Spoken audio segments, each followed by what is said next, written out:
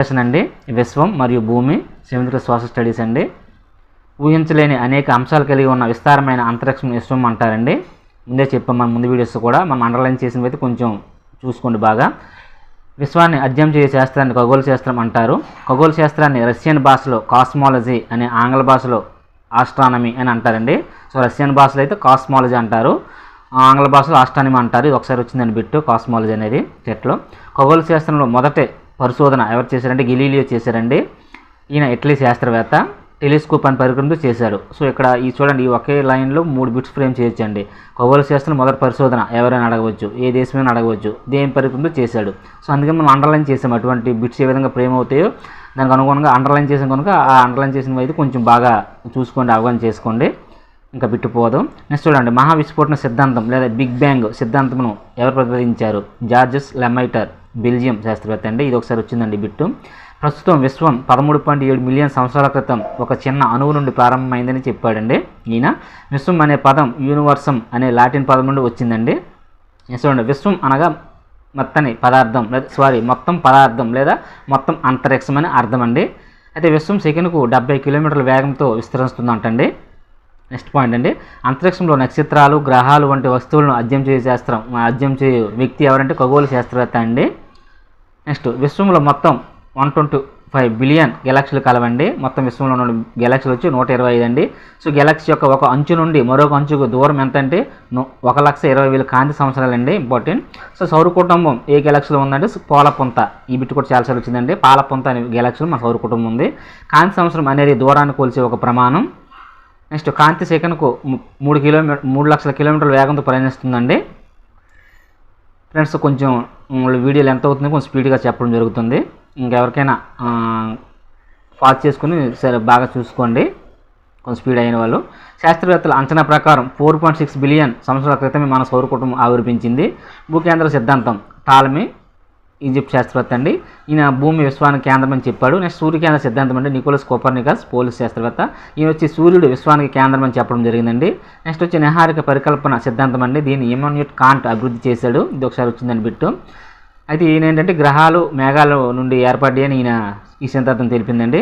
Next వచ్చి పర్యావరణం అండి. పర్యావరణం అనేది ఎన్విరాన్మెంట్ అనేది ఫ్రెంచ్ పదం అండి.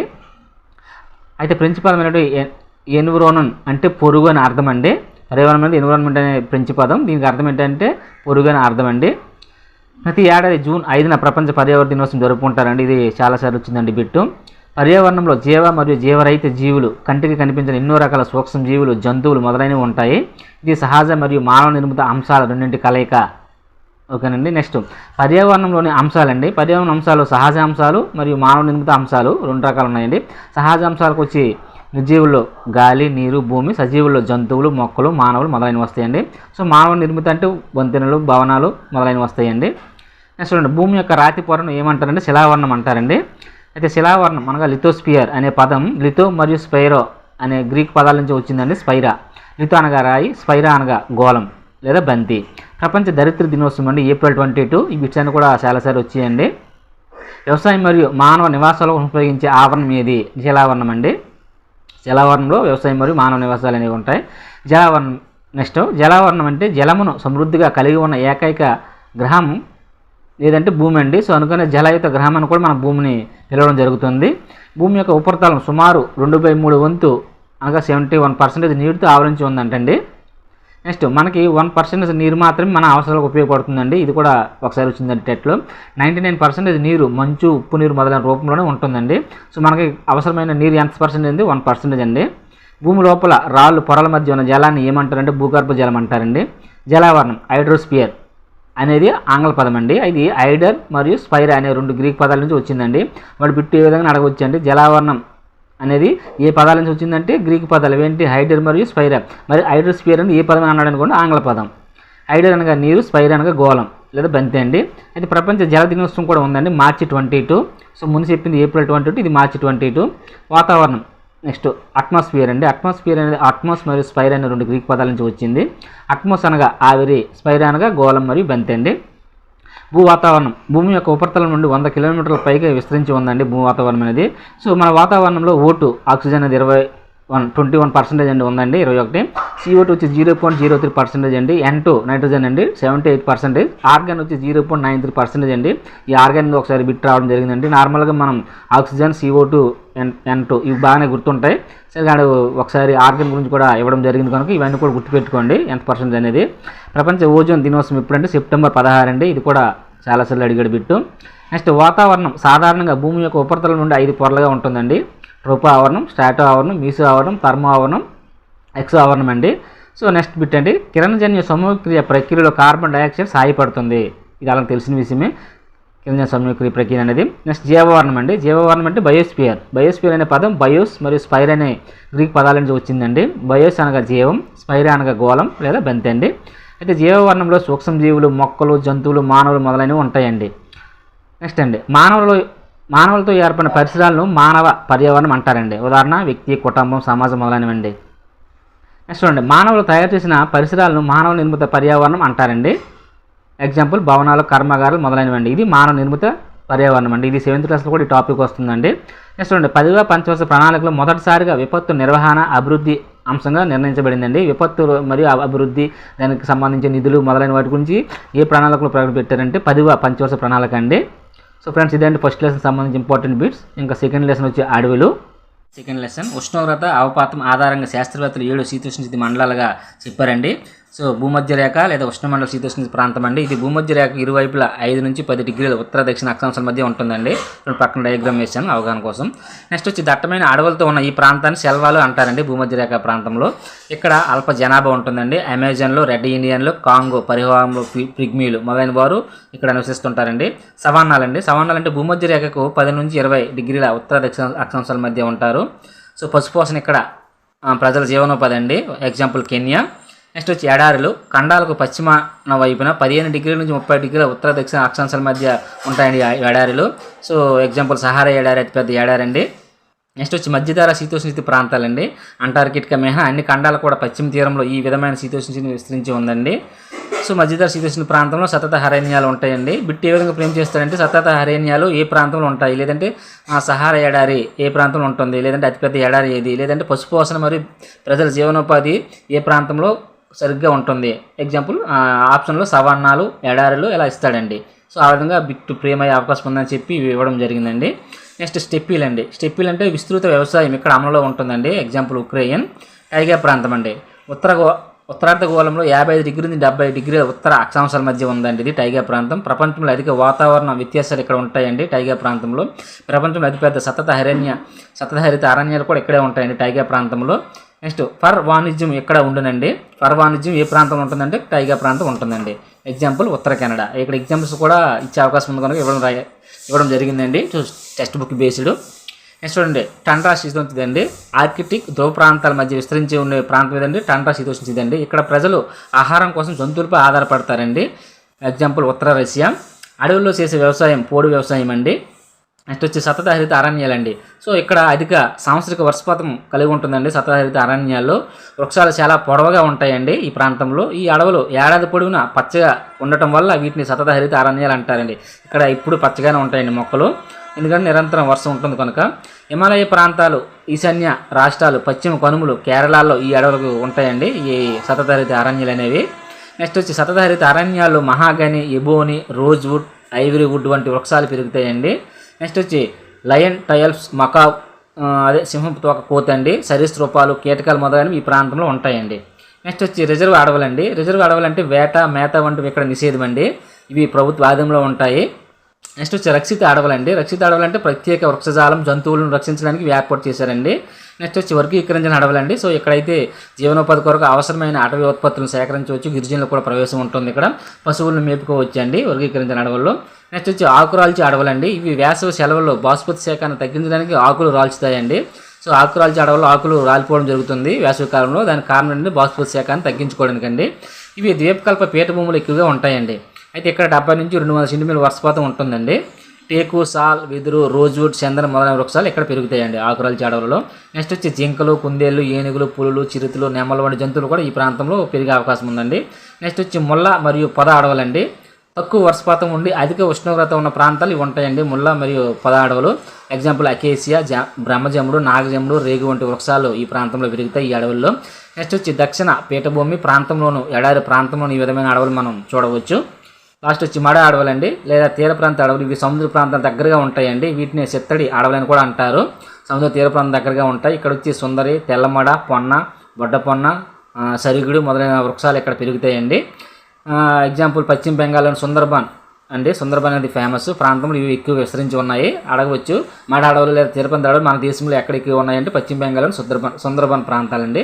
నెక్స్ట్ వచ్చి ఫర్, విల్లో, దేవదారు, సిల్వర్ ఫర్ వంటి వృక్షాలు పర్వత ప్రాంత అడవుల్లో ఉంటాయండి. నెక్స్ట్ వచ్చి ధ్రువ జింక, మంచు, చిరుత వంటి జంతువులు కూడా పర్వత ప్రాంత అడవుల్లో ఉంటాయండి. నెక్స్ట్ వచ్చి ఇండియన్ స్టేట్ ఫారెస్ట్ రిపోర్ట్ అండి. ఇది ISFR అండి, ఇండియన్ స్టేట్ ఫారెస్ట్ రిపోర్ట్ 2019 ప్రకారం భారతదేశంలో 8,07,270 చదరపు కిలోమీటర్ల విస్తీర్ణ మేర భూమి అటవీ ప్రాంతంలో ఉందని చెప్పడం జరిగిందండి ఈ రిపోర్టు ISFR. నెక్స్ట్ వచ్చి మొత్తం భూభాగంలో 21.56% ప్రపంచంలో అటవీ విస్తరణలో భారతదేశం అంటే 10వ స్థానంలో ఉందంటండి. ఈ 24.56% అనగా అటవీ విస్తరణలో భారతదేశం 10వ స్థానం అండి మొత్తం ఓవరాల్గా. నెక్స్ట్ వచ్చి జాతీయ అటవీ విధానం 1952 ప్రకారం మొత్తం భూభాగం 33% మైదాన ప్రాంతంలో మరియు 20% కొండ ప్రాంతాలు మరియు 60% విస్తీర్ణ గల భూమి అడవుల కింద ఉండాలని చెప్పిందండి జాతీయ అటవీ విధానం.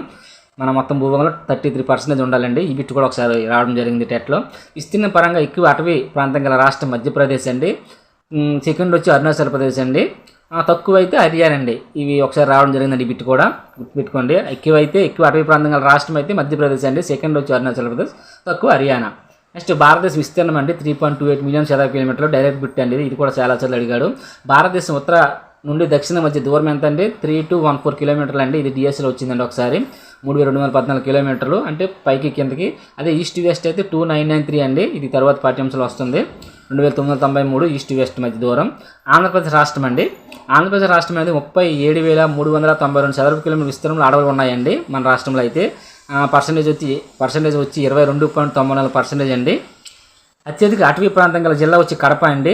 దేశంలో అయితే మధ్యప్రదేశ్, ఇక్కడ మన స్టేట్కి వచ్చేటోడికి కడప అండి. తక్కువ అయితే కృష్ణా అండి. అలాగే సాంద్రత రీత్యా ఎక్కువ అటవీ విస్తీర్ణం ఎక్కడంటే విశాఖపట్నం ఉందండి. తక్కువ అయితే కృష్ణా డిస్టిక్లో ఉన్నాయి. ఇవన్నీ కూడా ఇంపార్టెంట్ బిట్స్ అండి, గుర్తుపెట్టుకోండి. ఏపీలో ఉత్తరాన సింహాచలం కొండల నుంచి దక్షిణాన శేషాచల కొండల వరకు ఉన్నాయండి ఇవి. నెక్స్ట్ వచ్చి నల్లమల అడవి అండి. అతిపెద్ద అటవీ ప్రాంతం మన ఆంధ్రప్రదేశ్లో నల్లమల అడవి. నెక్స్ట్ వచ్చి 125 నుంచి 200 సెంటీమీటర్ల వర్షపాతం గల ప్రాంతాల్లో ఉన్న అడవులు ఏవంటే తేమతో కూడిన ఆకురాల్చే అడవులండి. శ్రీకాకుళం, విజయనగరం, తూర్పుగోదావరి జిల్లాలో ఉన్న అడవులు కూడా తేమతో కూడిన ఆకురాల్చే అడవులకు ఉదాహరణలండి. నెక్స్ట్ వచ్చి కడప, కర్నూలు, అనంతపురం, చిత్తూరు జిల్లాలో ఉన్న అడవులు శుష్క ఆకురాల్చే అడవులకు ఉదాహరణలండి. నెక్స్ట్ వచ్చి ఎర్రచందనం అండి. ఎర్రచందనం అనేది కడప, చిత్తూరు జిల్లాలో శాసనసభ అడవుల్లో పెరిగే వృక్షజాతి అండి. ఇక్కడ 3 బిట్స్ కూడా రావడం జరిగిందండి గత టెట్ అండ్ డిఎస్లో. ఎర్రచందనం ఎక్కువ ఏ జిల్లాలో ఉంటుంది, అలాగే శాసనసభ కొండలు ఏ జిల్లాకు సంబంధించి అడగడం జరిగిందండి. లేదంటే చిత్తూరు జిల్లాలో ఉన్న కొండల పేరేంటి ఇలా కూడా అడిగాడండి.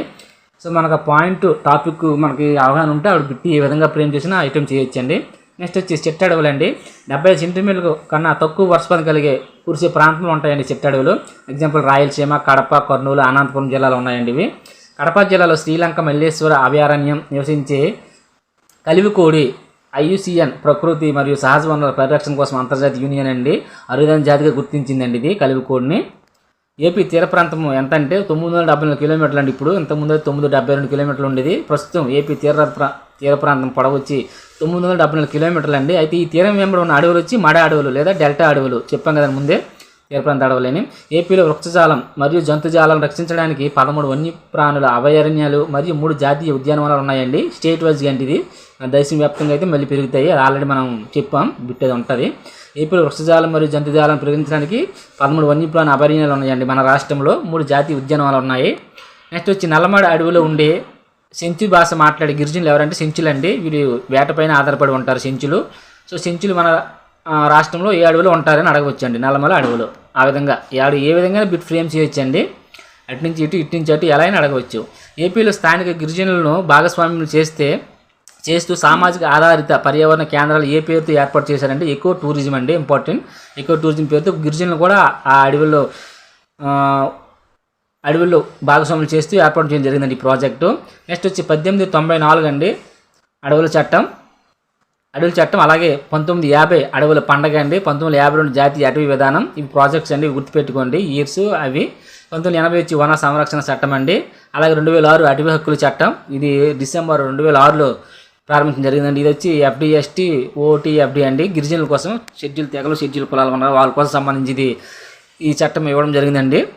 నెక్స్ట్ వచ్చి వన సంరక్షణ కొరకు వన మహోత్సవం వంటి కార్యక్రమాలలో మొక్కలు విత్తనాలు పంపిణీ చేస్తున్నారండి మన స్టేట్ గవర్నమెంట్. సో ఇదండి సెకండ్ లెసన్ సంబంధించి ఇంపార్టెంట్ బిట్స్. థర్డ్ వచ్చి పట్టాల ద్వారా అభ్యాసనం అండి. భారతదేశం రాష్ట్రాలు రాజధానులు వంటివి రాజకీయ పట్టాలండి. సో ఎలాగ అడుగుతాడంటే కింది వాటిలో రాజకీయ పట్టాలకు సంబంధించిన విషయాలు ఏంటని అడుగుతాడు, లేదంటే రాష్ట్రాల రాజధానులు అనేవి దేనికి సంబంధించి కింద వస్తాయని అడుగుతాడండి, రాజకీయ పట్టాల కింద వస్తాయి. సో ఆ విధంగా బిట్ ఫ్రేమ్ చేసే అవకాశం ఉంది. నెక్స్ట్ వచ్చి భారతదేశం భౌతిక స్వరూపాలు లైక్ నదులు ఇటువంటి దీనికోసం తెలిపే పట్టాలు ఏంటంటే భౌతిక పట్టాలండి. నెక్స్ట్ ఆంధ్రప్రదేశ్ జనాభా పటము విషయాత్మక పట్టాలండి, జనాభా గురించి తెలిపేది విషయాత్మక పట్టాలు. అశోకుని సామ్రాజ్యం చూపే పట్టం చారిత్రక పట్టాలండి, చరిత్రకు సంబంధించినవి. అలాగే భారతదేశానికి సముద్ర మార్గం కనుగొన్నది 1498 వాస్కోడి గామా అండి, ఇంపార్టెంట్. సముద్ర మార్గం ద్వారా ప్రపంచం చుట్టూ వచ్చిన మొదటి వ్యక్తి మాజిలాన్ అండి. సముద్ర మార్గం ద్వారా ప్రపంచం చుట్టూ వచ్చిన వ్యక్తి మాజిలాన్, ఇంపార్టెంట్ అండి, 2-3 సార్లు అడిగాడు. నెక్స్ట్ వచ్చి పటాల తయారీదారులు ఏమంటారు, కార్టోగ్రాఫర్స్ అంటారండి. రీసెంట్గా కూడా బిట్ రావడం జరిగిందండి. పటంలోని అంశాలను లేదా విషయాన్ని పట శీర్షిక తెలియజేస్తుందండి, అంటే ఇంట్రడక్షన్ అండి, ఇండక్షన్ ఉంటుంది అది తెలియజేస్తుందండి పటాలలోని అంశాలను. నెక్స్ట్ వచ్చి దిక్కులు అండి. సాధారణంగా ఉత్తర దిక్కును పైన ఉండే విధంగా పటాలు తయారు చేస్తారండి, అంటే పటాలు చేసే చూడు ఉత్తర దిక్కుని మెచ్ చేసుకొని చేయడం జరుగుతుందండి.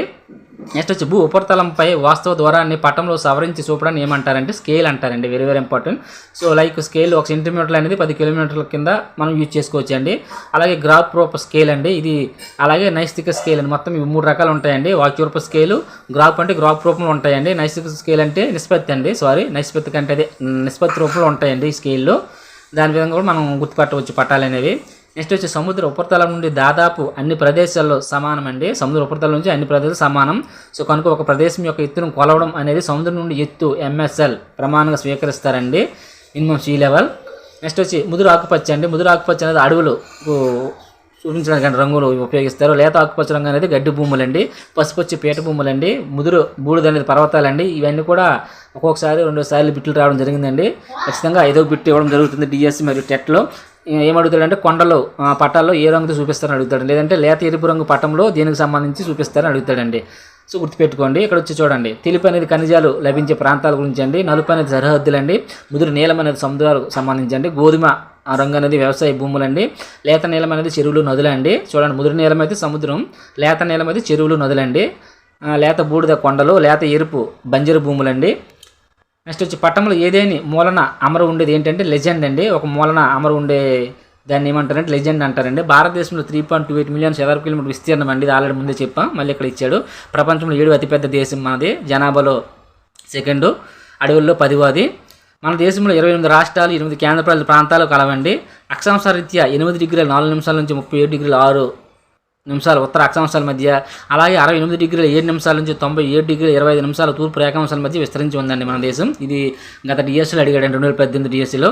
నెక్స్ట్ కర్కట రేఖ దేశం మధ్య భాగం గుండా పోతుందండి, మన దేశం గుండా పోయే రేఖ ఏదంటే కర్కట రేఖ అండి, ఇది కూడా లాట్ ఆఫ్ టైమ్స్ అడిగాడండి. నెక్స్ట్ వచ్చి అక్షాంశ రేఖాంశాలతో ఏర్పడిన గదులు వంటి అమరుకుని ఏమంటారు, గ్రిడ్ అంటారండి. సమాన ఎత్తులో ఉన్న ప్రదేశంలో కలుపుతూ గీసే వ్యవహారేఖలను కాంటూర్ రేఖలు అంటారండి, ఇంపార్టెంట్. ఒక ప్రదేశంకు సంబంధించిన భౌతిక స్వరూపాలు టోపోగ్రాఫ్ అంటే తెలుసుకోవడానికి ఉపయోగపడేవి ఏంటంటే కాంటూర్ రేఖలండి. అడవులను తెలిపే పటాలను ఉద్భిజ పటాలు అంటారండి. 2001 జనాభా లెక్కల ప్రకారం అధిక జనసాంద్రత గల జిల్లా ఏదంటే కృష్ణా అండి మన స్టేట్లో. తక్కువ జనసాంద్రత గల జిల్లా వచ్చి కడప అండి, గుర్తుపెట్టుకోండి. గోళాకారంగా ఉన్న భూమిపై ఉన్న అంశాలైన ఖండాలు ప్రదేశాలను వాటి ఆకారం దిశలను సమతల ఉపరితలంపై సవరించి చూపడాన్ని ఏమంటారంటే ప్రక్షేపణం అంటారండి, ఇంపార్టెంట్. అంటే పటంలో గోళాకారంగా ఉన్న భూమిని సమతలంగా చూపించేదాన్ని అండి, దాన్ని ప్రక్షేపణం అంటారు. పటాల తయారీలో ప్రక్షేపణ పద్ధతిని ప్రవేశపెట్టింది ఎవరంటే డచ్ కార్టోగ్రాఫర్ అండి, గెరాల్టస్ మార్కెటస్ అండి. సో థర్డ్ లెసన్ కంప్లీట్ అండి. సో 3 లెసన్ సంబంధించి ఇంపార్టెంట్ బిట్స్ ఇవేనండి. పటాల తయారీలో ప్రక్షేపణ పద్ధతిని ప్రవేశపెట్టింది ఎవరంటే డచ్ కార్టోగ్రాఫర్ గెరాల్టస్ మార్కెటస్ అండి. ఇంకా 4th లెసన్ వచ్చి ఢిల్లీ సుల్తాన్లు అండి. సో ఢిల్లీ సుల్తాన్లు క్రీస్తు శకం 13వ శతాబ్దం నుండి 16వ శతాబ్దం వరకు భారతదేశానికి ఢిల్లీ నగరాన్ని రాజధానిగా చేసుకుని పాలించింది ఎవరంటే ఢిల్లీ సుల్తాన్లు అండి. సో ఢిల్లీ సుల్తాన్లో ముఖ్య పాలకులు చూడండి వరుసగా ఇక్కడ రాయడం జరిగింది. బానిస్ వంశం, ఖిల్జీ వంశం, తుగ్లక్ వంశం, సయ్యద్ వంశం, లోడీ వంశం అండి. సో బానిస్ వంశం ఎప్పటి నుంచి ఎప్పటికి, ఖిల్జీ వంశం ఎప్పటి నుంచి ఎప్పటికీ రాయడం జరిగింది. ఒకసారి అది ఫాస్ట్లో పెట్టి చూసుకోండి. సో ఈ ఢిల్లీ సుల్తాన్ సంబంధించి ఇంపార్టెంట్ బిట్స్ అంటే ఇక్కడ పక్కన ఇండికేట్ చేయడం జరిగింది చూడండి. క్రీస్తు పూర్వం అంటే క్రీపు అంటే క్రీస్తు పూర్వం అంటే క్రీస్తు అంటే క్రీస్తు శకం అండి. ఈ ఢిల్లీ సుల్తాన్లో కేంద్రకృత పాలన, అలాగే ఎక్తా వ్యవస్థ, సెహల్గని, ఇండి, ఇస్లామిక్ శైలి, అర్ధచంద్రాకార నిర్మాణ శైలి వంటి పదాలు ఎక్కువగా మనకి కనబడతాయండి ఈ లెసన్లో. నెక్స్ట్ చూడండి, చరిత్రను తెలుసుకున్నట్టుకు 1 పురావస్తు ఆధారాలు, 2 వాగ్మీ ఆధారాలు ఉంటాయండి, అది లిఖిత ఆధారాలు. సో పురావస్తు ఆధారాల కింద ఏమొస్తాయండి, కొండలు, కోటలు, దేవాలయాలు, గోడలు, స్తూపాలు మొదలైనవి వస్తాయండి పురావస్తు ఆధారాల కింద. సో అలా కాకుండా వాగ్మీ ఆధారాలు అంటే ఇతిహాస గ్రంథాలు, రచనలు, కళలు, కథలు అటువంటివన్నీ వస్తాయి. చూడండి, ప్రాచీన యుగం అండి. ప్రాచీనం ఎప్పుడు అంటే క్రీస్తు శకం 8వ శతాబ్దం వరకు ఉన్న యుగం ప్రాచీన యుగం అండి. మధ్యయుగం అంటే క్రీస్తు శకం 8 నుంచి 18వ శతాబ్దం వరకు ఉన్నది మధ్యయుగం అండి. ఈ బిట్టు కూడా రావడం జరిగింది. ఆధునిక యుగం వచ్చి క్రీస్తు శకం 18వ శతాబ్దం నుండి ప్రస్తుతం వరకు ఉన్న యుగం ఏదంటే ఆధునిక యుగం అండి. ఖచ్చితంగా బిట్టు వస్తుందండి. నెక్స్ట్ వచ్చి తోమర వంశానికి చెందిన రాజపుత్రులు ఢిల్లీకా లేదా ఢిల్లీ కాపురా లేదా ఢిల్లీను నిర్మించి పాలించారండి. మొదటగా ఈ తోమర్లు 12వ శతాబ్దంలో అజ్మీర్కు చెందిన సహోహానుల చేత ఓడిపోయారండి. వీళ్ళు సహోహానుల చేత ఓడిపోయారు తోమార్లో. తర్వాత వచ్చి క్రీస్తు శకం 1192లో మహమ్మద్ గోరి 2వ తరాని యుద్ధంలో పృథ్వీరాజ్ చౌహాన్ ఓడించి ఢిల్లీని స్వాధీనం చేసుకున్నాడండి. ఇక్కడ చూడండి, అండర్లైన్ చేసిన ప్రతి కూడా బిట్టేనండి అది. మహమ్మద్ గోరి 2వ తరాని యుద్ధం ఎప్పుడు చేశాడండి, 1192లో చేశాడు. ఎవరితో చేశాడు, పృథ్వీరాజ్ చౌహాన్తో చేశారు. ఓడిపోయింది ఎవరండి, పృథ్వీరాజ్ చౌహాన్ ఓడిపోయి ఢిల్లీని ఎవరు స్వాధీనం చేసుకున్నారు, మహమ్మద్ గోరి స్వాధీనం చేసుకున్నాడు. ఆవిడ ఏ విధంగా బిట్ ఫ్రేమ్ చేయొచ్చండి. సో గోరి మరణం తర్వాత కుతుబుద్దీన్ ఐబక్ అండి బానిస వంశాన్ని స్థాపించాడండి. క్రీస్తు శకం 1206లో ఢిల్లీ పాలనను, ఢిల్లీ సుల్తాన్ సామ్రాజ్యం స్థాపించాడండి. కుతుబుద్దీన్ ఐబక్ బానిస వంశం పైన చెప్పాం కదా, అక్కడ చూడండి ఢిల్లీ మొత్తం బానిస వంశం చెప్పాం. తర్వాత ఖిల్జీ వంశం, తుగ్లక్ వంశం. సో బానిస వంశం ఇప్పుడు ఎంటర్ అయిందండి. ఇక్కడ కుతుబుద్దీన్ ఐబక్ బానిస వంశాన్ని 1206లో ఢిల్లీ సుల్తాన్ సామ్రాజ్యం స్థాపించాడండి. చూడండి, బానిస వంశం ఇంపార్టెంట్ అండి. బానిస వంశం లేదా మమ్లుక్ అంటారండి. ఈ వంశం మరొక పేరు మమ్లుక్. ఫస్ట్ కుతుబుద్దీన్ ఐబక్ అండి. తర్వాత వచ్చి ఈయన యొక్క ఇంపార్టెంట్ చూడండి, కుతుబుద్దీన్ ఐబక్ అనేవాడు క్రీస్తు శకం 1206 నుంచి 1290 వరకు పరిపాలించారండి. కుతుబుద్దీన్ ఐబక్ కాదండి, కుతుబుద్దీన్ అంటే ఈ బానిస వంశం అండి. బానిస వంశం అనేది స్థాపించింది కుతుబుద్దీన్ ఐబక్. అది ఎప్పటి నుంచి అంటే క్రీస్తు శకం 1206 నుంచి 1290. ఇందులో ఇంపార్టెంట్ వాళ్ళు చూడండి, ఐబక్ మొదటివాడు. నెక్స్ట్ వచ్చి ఇల్టుట్మిస్ అండి. నెక్స్ట్ వచ్చి రజియా సుల్తానా. నెక్స్ట్ వచ్చి బాల్బన్ అండి. వీళ్ళు వరుస వంశం అండి. ఈ బానిస వంశంలో ఇక్కడ ఇవ్వడం జరిగింది. ఒకసారి అవి పాజ్ చేసి పక్కన చూసుకోండి, వీడియో లెంత్ పెరుగుతుందని. అయితే బానిస వంశం రాజధాని ఏంటంటే లాహోర్ రాజధాని అండి. అది ముందు లాహోర్ రాజధానిగా ఉండేదండి. సో ఢిల్లీ ఎవరి హయాంలో వచ్చిందంటే ఇల్టుట్మిస్ హయాంలో ఢిల్లీని మళ్ళీ రాజధానిగా చేసుకున్నాడండి ఈ బానిస వంశంలో. అయితే బానిస వంశం కైకబాద్ కాలంలో ముగిసిందండి. ఈ బాల్బన్ తర్వాత కూడా కైకబాద్ వస్తాడండి, ఆయన కాలంతో ముగిసిందండి బానిస వంశం. నెక్స్ట్ వచ్చి ఖిల్జీ వంశం అండి. ఖిల్జీ వంశం వచ్చి స్థాపించింది జలాలుద్దీన్ ఖిల్జీ అండి, మొదటివాడు. ఈ వంశం 1290 నుంచి 1320 వరకు పాలించిందండి. ఇందులో ఇంపార్టెంట్ వారు జలాలుద్దీన్, అలాగే అల్లావుద్దీన్ అండి ఖిల్జీ. సో ఈ జలాలుద్దీన్ ఖిల్జీ అల్లుడు అల్లావుద్దీన్ అండి. ఈ అల్లావుద్దీన్ చేతిలో మరణం చెందుతాడండి జలాలుద్దీన్ ఖిల్జీ అనేవాడు. సో ఇక్కడితో ఈ వంశం సమాప్తం. నెక్స్ట్ వచ్చి తుగ్లక్ వంశం అండి. ఈ తుగ్లక్ వంశం స్థాపించింది గియాజుద్దీన్ తుగ్లక్ అండి. ఈ వంశం వచ్చి 1321 1414 వరకు పాలించారండి. ఇందులో ఇంపార్టెంట్ వారు గియాజుద్దీన్ మొదటివారు. నెక్స్ట్ వచ్చి మహమ్మద్ బిన్ తుగ్లక్. నెక్స్ట్ వచ్చి ఫిరోజ్ షా తుగ్లక్ అండి. మొత్తం ముగ్గురండి. ఆ పక్కన వాళ్ళ యొక్క ఇయర్స్ కూడా ఇవ్వడం జరిగింది, ఒకసారి అవి గుర్తుపెట్టుకోండి. నెక్స్ట్ వచ్చి సయ్యద్ వంశం అండి. సయ్యద్ వంశం స్థాపించింది ఖిజర్ ఖాన్. ఇక్కడ ఇంపార్టెంట్ ఏంటంటే స్థాపించింది ఎక్కువ అడుగుతాడండి, అందులో ఇంపార్టెంట్ వాళ్ళు కూడా అడుగుతాడు. సో ఎగ్జాంపుల్ తుగ్లక్ వంశం స్థాపించింది ఎవడు అంటాడండి, లేదంటే సయ్యద్ వంశం స్థాపించింది ఎవరు, లేదంటే తుగ్లక్ వంశం ఎప్పటి నుంచి ఎప్పుడు స్థాపించింది, అందుకే అలా రాయడం జరిగిందండి. ఇంకా లోతుగా వెళ్ళాలంటే అప్పుడు మహమ్మద్ బిన్, ఫిరోజ్ షా, జియాజుద్దీన్ వాళ్ళ గురించి అడుగుతాడండి. ముందైతే ఎంట్రన్స్ అడుగుతాడు కనుక కొంచెం గుర్తుపెట్టుకోండి. సయ్యద్ వంశం అనేది స్థాపించింది ఎవరు, ఖిజర్ ఖాన్. సయ్యద్ వంశం ఎప్పటి నుంచి ఎప్పుడు పాలించిందంటే 1414 నుంచి 1851 అండి. ఈ సయ్యద్ వంశంలో ముఖ్యులు ఎవరంటే ఒకడేనండి, ఖిజర్ ఖానే ఉన్నాడు. ఈయన 1414 నుంచి 27 వరకు పాలించాడు. నెక్స్ట్ వచ్చి లోడీ వంశం అండి. ఈ లోడీ వంశం స్థాపించింది ఎవరు అంటే బాబర్ లోడీ అండి. బాబర్ లోడీ స్థాపించాడు లోడీ వంశం. ఇది వచ్చి 1851 నుంచి 1526 వరకు పాలించారండి. ఇందులో ఇంపార్టెంట్ వాళ్ళు బాబర్ లోడీ, ఇబ్రహం లోడీ అండి. నెక్స్ట్ ఢిల్లీని పాలించిన ఏకైక మహిళ ఎవరంటే సుల్తానా రజియా అండి. సమర్థవంతమైన గూఢాచార వ్యవస్థను స్థాపించింది ఎవరంటే అల్లావుద్దీన్ ఖిల్జీ అండి. నెక్స్ట్ ఉత్తర భారతదేశంపై దండయాత్రలు నిర్వహించి గుజరాత్, రణతంబూర్, చిత్తూర్, మాల్వాను జయించిన ఢిల్లీ సుల్తాన్ ఎవరంటే అల్లావుద్దీన్ అండి. సమర్థత లేని గుర్రాలపై ముద్ర వేసే పద్ధతిని ప్రవేశపెట్టింది ఎవరు? అల్లావుద్దీన్ ఖిల్జీ అండి. సో ఇంపార్టెంట్ బిట్స్ ఏవైతే మనకి ఎగ్జామ్ పాయింట్ ఆఫ్ వ్యూలో వస్తాయో అటువంటివి ఇవ్వడం జరిగిందండి. మిగతావి ఇంకా నార్మల్ అయితే రాయలేదు, అవి అంతగా రావు. నెక్స్ట్ చూడండి మంగోలులు. మ్యాక్సిమం అన్నీ అయితే మనం కవర్ చేసామండి. ఇంకా మనం రాసిన దాని నుంచి అయితే బిట్ అయితే పోవడానికి అవకాశమే లేదు. ఓకేనా. నెక్స్ట్ మంగోలులు అండి. మంగోలులు అంటే సంగీజ్ ఖాన్ అండి. ఈ మంగోలియన్లు ఏకం చేసి క్రీస్తు శకం 1206వ సంవత్సరంలో మంగోల్ రాజ్యాన్ని స్థాపించాడండి ఈ సంగిల్ ఖాన్ వంగోల్ రాజ్యాన్ని. ఖిల్జీలలో చివరి పాలకుడైన ఖుస్రు ఖాన్ అండి అంతం చేసి గియాజుద్దీన్ తుగ్లక్ వంశాన్ని స్థాపించాడండి. ఈ తుగ్లక్ వంశాన్ని ఇప్పుడు స్థాపించాడంటే ఎవరిను హతమతి స్థాపించాడంటే ఖుస్రు ఖాన్ అండి. తుగ్లక్ల కాలంలో తైమూర్ దండయాత్రలు ఎదుర్కోవాల్సి వచ్చిందండి. తుగ్లక్ కాలంలో తైమూర్ దండయాత్రలు ఎదుర్కోవాల్సి వచ్చింది. రాజధాని ఢిల్లీ నుంచి దేవగిరి దౌలతాబాద్కి మార్చింది ఎవరు అంటే మహమ్మద్ బిన్ తుగ్లక్ అండి. గుర్తుపెట్టుకోవాలి, వెరీ వెరీ ఇంపార్టెంట్. అయితే రాగి నాణ్యాలను వ్యవసాయ సంస్కరణలు ప్రవేశపెట్టింది ఎవరు? ఆడేనండి మహమ్మద్ బిన్ తుగ్లక్, ఆయనే. అలాగే తుగ్లక్ వంశ పాలన కాలంలో క్రీస్తు శకం 1398లో తైమూర్ భారతదేశంపై దండయాత్రలు చేసి ఢిల్లీని స్వాధీనం చేసుకున్నాడండి. నెక్స్ట్ ఇల్టుట్మిస్ అండి సైనిక అవసరాల కోసం బానిసలను కొనుగోలు చేశాడు. పర్షియాలు ఈ పద్ధతిని ఏమంటారంటే బంధకాన్ అంటారండి. ఇంపార్టెంట్. ఇల్టుట్మిస్ సైనిక అవసరాల కోసం బానిసలు కొనుగోలు చేసే విధానాన్ని ఏమంటారంటే బంధకాన్ అంటారండి.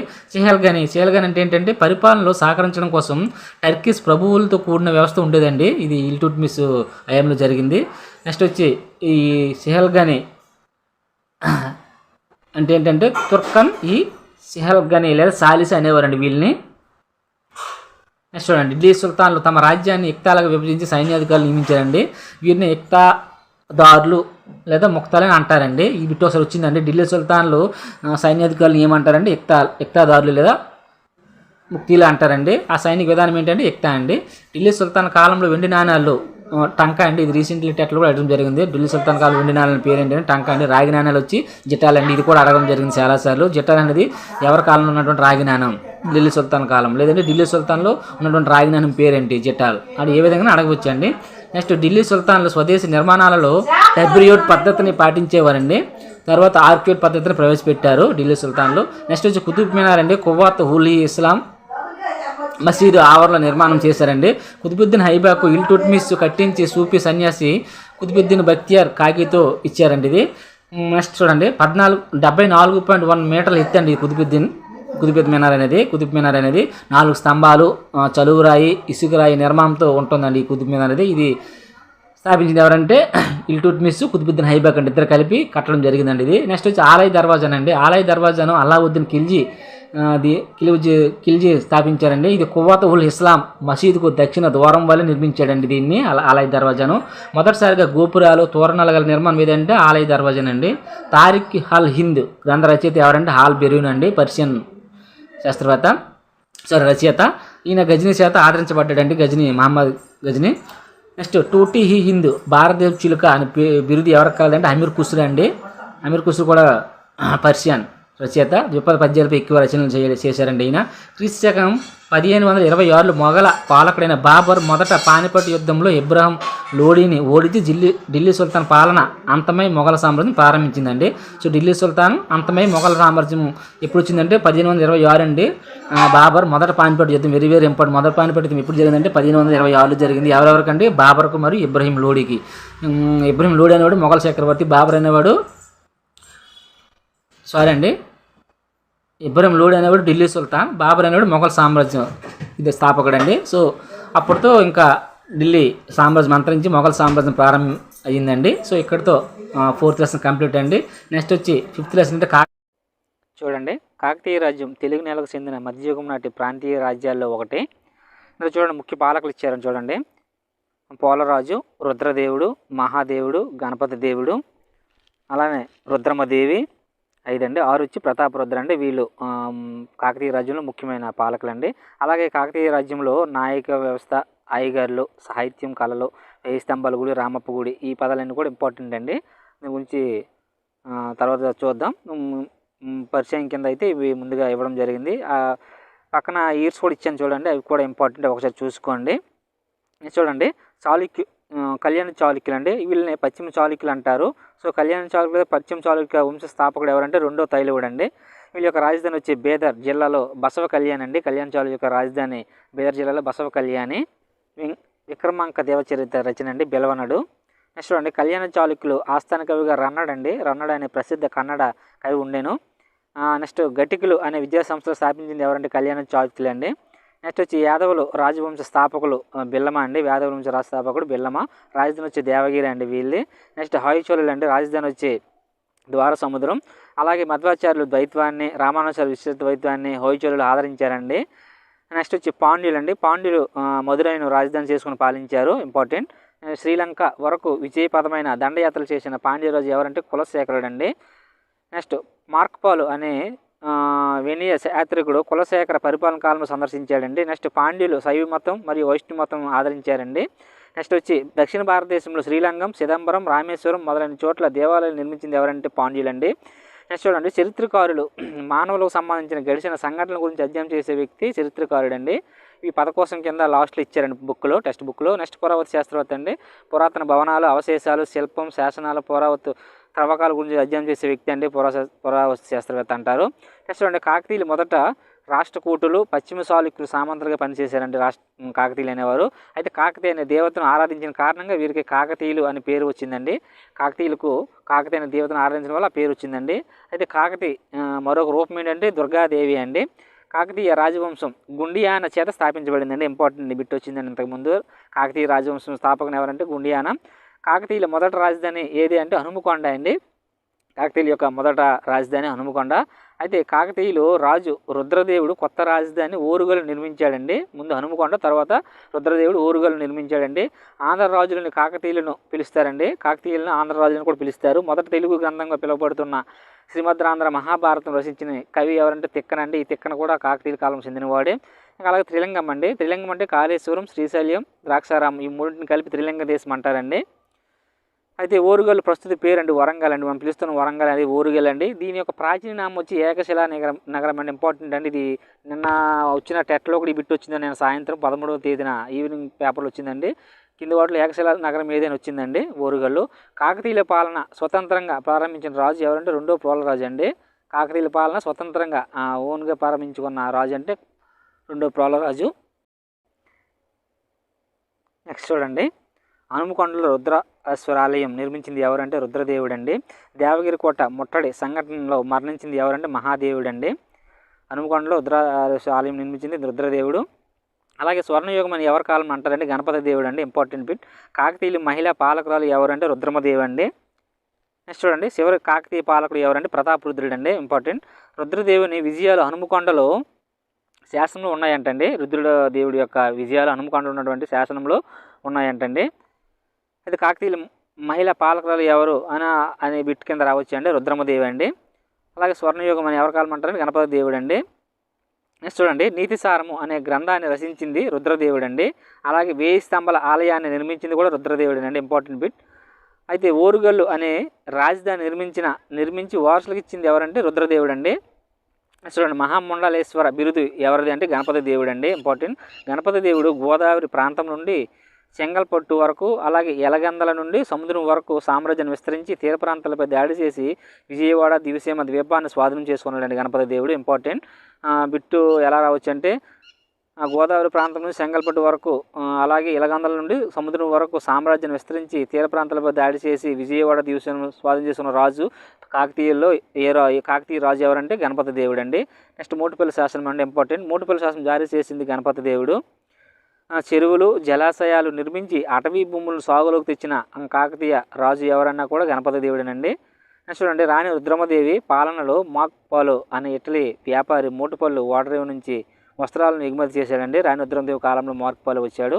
నెక్స్ట్ చూడండి, గ్రీక్ రాయబారి అండి మొగస్తనీస్. ఈయన రత్నాలు, బంగారం అమ్మకములు మోటుపల్లి గురించి తెలియజేశాడండి. నెక్స్ట్ పాహియాన్ అండి. పాహియాన్ అనే చైనా యాత్రికుడు అండి. ఇక్కడ అండర్లైన్ చేశాను చూడండి, అవి ఇంపార్టెంట్ అండి. విదేశీ యాత్రికులు ఏ దేశస్తులను కూడా అడగవచ్చండి. చైనా యాత్రికుడు నైకోయానంలో మోటుపల్లి యొక్క ప్రాముఖ్యతను చెప్పాడండి పాహియాను. అలాగే మోటుపల్లి వీరభద్రస్వామి ఆలయంలో తెలుగు సంస్కృత భాషలో అభయ శాసనాలు ఎక్కించింది ఎవరు అంటే గణపతి దేవుడు అండి. నెక్స్ట్ చూడండి, అన్నపక్షి అనే సంస్కృత పదం అర్థం ఏంటంటే పౌరాణిక పక్షి లేదా అంశ అని సూచిస్తుందండి. అన్నపక్షి అంటే ఇది కాకతీయ తోరణంపై ఉన్న 2 వైపులా ఉంటుందండి. మనం కాకతీయ తోరణం చూసి దానిపైన కనిపిస్తాయండి ఇవి. నెక్స్ట్ నెల్లూరులో రుద్రమదేవి పాలన వ్యతిరేకించిన సామంతరాజు ఎవరంటే అంబదేవుడు అండి. ఆ రుద్రమదేవి ఆస్థానాన్ని సందర్శించిన ఇటలీ యాత్రికుడు ఎవరంటే మార్క్ పాలో. నెక్స్ట్ చూడండి, రుద్రమదేవి ఆంధ్రప్రదేశ్లో పశ్చిమ గోదావరి నిడదవోలు పాలకుడు అయినటువంటి చాళుక్య వీరభద్రుని వివాహం చేసుకుందండి రుద్రమదేవి. రుద్రమదేవికి మరొక పేర్లండి రుద్రమాంబ, రుద్రదేవ, మహారాజా బిరుదులని కూడా రుద్రమదేవి. రుద్రమదేవి గౌరవార్థం స్వీయ నాయంకర పరిధిలోని భూమిని దానం ఇచ్చింది ఎవరంటే బొల్లు నాయకుడు అండి. రుద్రమదేవి గౌరవార్థం స్వీయ నాయంకర పరిధిలోని భూమిని దానంగా ఇచ్చాడండి ఈయన బొల్లు నాయకుడు. నెక్స్ట్ రాజ్యంలో ఏదైనా తిరుగుబాటు జరిగిన వాడిని అణచివేయుటకు చరిత్రకారులకు సాయం అందించుటకు సిద్ధంగా ఉండేవారు ఎవరంటే నాయంకరులండి. గ్రామ పరిపాలన కోసం కాకతీయుల కాలంలో స్థల మరియు నాడు అనే 2 తరగతులు ఉంటాయండి, ఇంపార్టెంట్ అండి. ఈ 2 కూడా గత టెట్ డిఎస్లో వచ్చాయండి. 10 నుంచి 60 వరకు గ్రామాల సమూహాన్ని స్థల అంటారండి. కొన్ని స్థలాలతో కలయిక చేయబడిన ప్రాంతాన్ని నాడు అంటారండి. నాడు అనే వ్యవస్థ ఎవరి పరిపాలన కాలంలో చూడవచ్చని బిట్ వచ్చిందండి ఒకసారి. గ్రామాల పాలనను పర్యవేక్షించే గ్రామ అధికారులు ఎవరంటే ఆయగారులు అండి, ఇది ఇంపార్టెంట్. గ్రామంలోని భూమి సంబంధ రికార్డులను పర్యవేక్షించే అధికారి కరణం అంటారండి. కాకతీయుల పాలనలో గ్రామ పెద్దను వచ్చి రెడ్డి అంటారండి. గ్రామ రక్షకుడి భటుడిని తలారి అంటారండి కాకతీయ పాలనలో. ఆ రాజుకు చెందిన ప్రభుత్వ భూమి ఏంటంటే రాచపొలం అండి. అలాగే నీటి వసతి కలిగిన భూమి వెలపొలం, తోట భూమి లేదా తోట పొలం అండి. దీన్ని వివిధ రకాల పండ్ల చెట్లలో కూడిన భూమిగా పిలుస్తారు. ప్రభుత్వ భూమిని కౌలు ప్రాతిపదికన సాగు చేసిన రైతులను అర్ధసిరి అంటారండి. ప్రభుత్వ భూమిని కౌలు ప్రాతిపదికన సాగు చేసే రైతులు అర్ధసిరి అంటారండి వాళ్ళని. అయితే కాకతీయ పాలన గృహ పన్ను వచ్చి ఎల్లరి అండి. అటవీ ఉత్పత్తిపై పన్నును పొల్లరి అంటారండి. ఈ బిట్స్ కూడా వచ్చాయి. గొర్రెల మందపై అడ్డుపట్టు సుంకం విధించేవారండి. కాకతీయుల కాలంలో పన్నులు వసూలు కోసం ఉండే అధికారులు ఎవరంటే సుంకాధికారులు అండి, ఇంపార్టెంట్. అయితే ఈ సుంకాధికారులు కాకుండా నేరుగా చక్రవర్తికి చెల్లించవలసిన పన్నులు కూడా ఉండేయండి. అవే దర్శనం, అప్పనం, ఉపకృతి అనే పన్నులు డైరెక్ట్గా చక్రవర్తికి చెల్లించాలండి అవి. అలాగే శివతత్వసారం గ్రంథకర్త ఎవరంటే మల్లికార్జున పండితారుజ్యుడు అండి, కాకతీయుల కాలం చెందినవాడు. నెక్స్ట్ పేరణి నాట్యం అండి. పేరణి నాట్యం అంటే కాకతీయుల కాలంలో యుద్ధ సమయంలో ప్రదర్శించబడే నాట్యం పేరణి నాట్యం అండి. దీనికి పద్మశ్రీ నటరాజు రామకృష్ణ ప్రఖ్యాతి గాంచారండి. ఈయన పద్మశ్రీ కూడా రావడం జరిగింది. కాకతీయుల నాటి సాహిత్య రచనలు చూడండి ఒకసారి. బసవపురాణం పాల్కూరు సోమనాథుడు రచించారండి. కుమార సంభవం నందిచోళుడు. నెక్స్ట్ వచ్చి ప్రతాపరుద్రీయం అండి. ప్రతాపరుద్రీయం విశ్వనాథుడు అండి, సంస్కృతం కావ్యం ఇది ప్రతాపరుద్రీయం. నెక్స్ట్ గీతా రత్నావళి, నృత్య రత్నావళి అండి, జయాభసేన అని ఇది కూడా సంస్కృత కావ్యం. క్రీడాబ్రాహ్మణ అండి, వల్లభరాయుడు. ఇవన్నీ కూడా తెలుగు సాహిత్యం మనకు వస్తాయండి, ఇక్కడ కూడా ఇవ్వడం జరిగింది. నెక్స్ట్ చూడండి, 1000 స్తంభాల గుడి అండి. 1000 స్తంభాల గుడి అంటే రుద్రేశ్వర ఆలయం ఉందండి. అది ఎక్కడ ఉందంటే హనుమకొండలో ఉందండి. ఈ 1000 స్తంభాల గుడి ఎవరంటే రుద్రదేవుడు అండి స్థాపించాడు. ఈ ఏకశిలానంది ఇక్కడ ప్రత్యేకత అండి. చూడండి, ఒకే బిట్లు మొత్తం అన్ని బిట్స్ కవర్ అయ్యేలా ఒకే పాయింట్లో రాయడం జరిగిందండి, గుర్తుపెట్టుకోండి. 1000 స్తంభాల గుడి, రుద్రేశ్వర ఆలయం, హనుమకొండ, రుద్రదేవుడు, ఏకశిలానంది అండి. ఇలా అది ఏ విధంగా బిట్ ఫ్రేమ్ చేసినా కూడా మనము అటెంప్ట్ చేసేలా ఒకే పాయింట్లో రాయడం జరిగిందండి, మీకు అర్థమయ్యేలా. నెక్స్ట్ చూడండి, రామపాలయం అండి. రామపాలయం వరంగల్ పాలంపేట అండి. ఇది రామపాలయం వరంగల్ పాలంపేట దగ్గర ఉంది. ఇక్కడ రామలింగేశ్వర స్వామి ఉన్నారండి. రేచర్ల రుద్రుడు గణపతి దేవుని కార్యదర్శి అండి. రేచర్ల రుద్రుడు ఈ రామపాలయాన్ని నిర్మించాడు. ఇక్కడ శివుడు విష్ణు ఒకే చోట ఆరాధించడం జరుగుతుందండి. ఇక్కడ శివుడు విష్ణు ఒకే చోట ఆరాధించిన దేవాలయం ఏదంటే రామప్ప దేవాలయం అండి, వరంగల్. నెక్స్ట్ చూడండి, స్తంభాలపైన చెక్కిన శిల్పాలతో మండప నిర్మాణం, అంతరాలయం, గర్భగుడి నిర్మాణ నమూనా వీటన్ని కలిపి ఏమంటారు త్రికుట పట్టణం అంటారండి. నెక్స్ట్ చూడండి, యునెస్కో 1000 స్తంభాల ఆలయం, రామప్ప ఆలయం ఈ రెండింటి కూడా యునెస్కో గుర్తింపు ఉందండి. నెక్స్ట్ చూడండి, 1323వ సంవత్సరంలో ఉలుగ్ ఖాన్ నాయకత్వంలో ఢిల్లీ సుల్తాన్ కాకతీయ రాజ్యాన్ని ఆక్రమించుకున్నారండి. ఈ అవమానం భరించలేక ప్రతాపరుద్రుడు ఆత్మహత్య చేసుకున్నాడండి. సో అప్పటితో కాకతీయ రాజ్యం అంతరించింది. నెక్స్ట్ చూడండి, పోలయ్య నాయకుడు అండి. పోలయ్య నాయకుడు రేకేపల్లి రాజధానికి అధికారంలోకి వచ్చాడండి. పోలయ్య నాయకుడు ఏ రాజధానికి అంటే రేకేపల్లి రాజధాని అండి పోలయ్య నాయకుడిది. 1136లో వరంగల్ నుండి తుగ్లక్ పాలనను తరిమి కొట్టడానికి తిరుగుబాటు చేసింది ఎవరంటే ముసునూరు నాయకుడు అండి. ఈయన పోలయ్య నాయుడు ఉన్నాడు కానీ ఆయన సోదరుడు అండి ఈయన. సో ఇక్కడితో 5th లెసన్ కంప్లీట్ అండి. 5th లెసన్ సంబంధించి ఇంపార్టెంట్ బిట్స్ అయితే ఇవేనండి. నెక్స్ట్ చూడండి, 6వ లెసన్ విజయ సామ్రాజ్యం అండి. విజయనగర సామ్రాజ్యం ఇంపార్టెంట్. దక్కన్ ప్రాంతంలో మహమ్మద్ బిన్ తుగ్లక్ అధికారం కోల్పోయిన తర్వాత ఏర్పడ్డ రాజ్యాలు వచ్చి విజయనగర సామ్రాజ్యం, బహమానీ రాజ్యం అండి.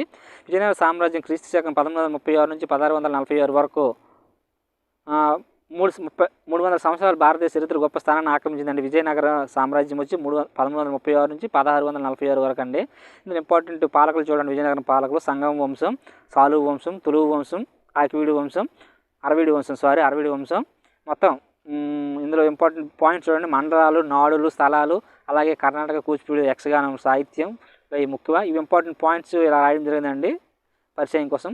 అయితే అడగొచ్చండి, మండలాలు, నాడులు, స్థలాలు అనేవి ఎవరి పరిపాలన కాలం మనం చూడవచ్చు, బిట్ రావచ్చు అండి. విజయనగర సామ్రాజ్యంలో చూడవచ్చు. అలాగే విజయనగర సామ్రాజ్యం క్రీస్తు శకం 1136లో సంగం వంశంలో మొదట హరిహరాయలు, మొదట బుక్కరాయలు స్థాపించారండి. మొదటి వంశం వాళ్ళదే కదా, వాళ్ళు స్థాపించారండి. అయితే విజయనగర రాజధాని ప్రస్తుత కర్ణాటక రాష్ట్రంలో ఉన్నటువంటి హంపి అండి. విజయనగర సామ్రాజ్యం తుంగభద్ర నదికి ఒడ్డున విద్యారణ్య స్వామి స్వరసు స్థాపించారండి.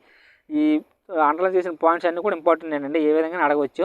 హంపి వద్ద ఉన్న శిథిలాలు 1805లో కల్నల్ మెకాంజీ కాలంలో వెలుగులోకి వచ్చాయంటండి. హంపి వద్ద శిథిలాలు ఉన్నాయి, అవి 1805లో కల్నల్ మెకాంజీ కాలంలో వెలుగులోకి వచ్చాయండి. ఈయన ఎవరంటే మొదట భారతీయ సర్వేయర్ అండి, సర్వేయర్ జనరల్, అలాగే ఇంజనీర్, పురావస్తు శాస్త్ర, ఇంగ్లీష్ ఈస్ట్ ఇండియా కంపెనీలో ఉద్యోగి అండి మెకాంజీ.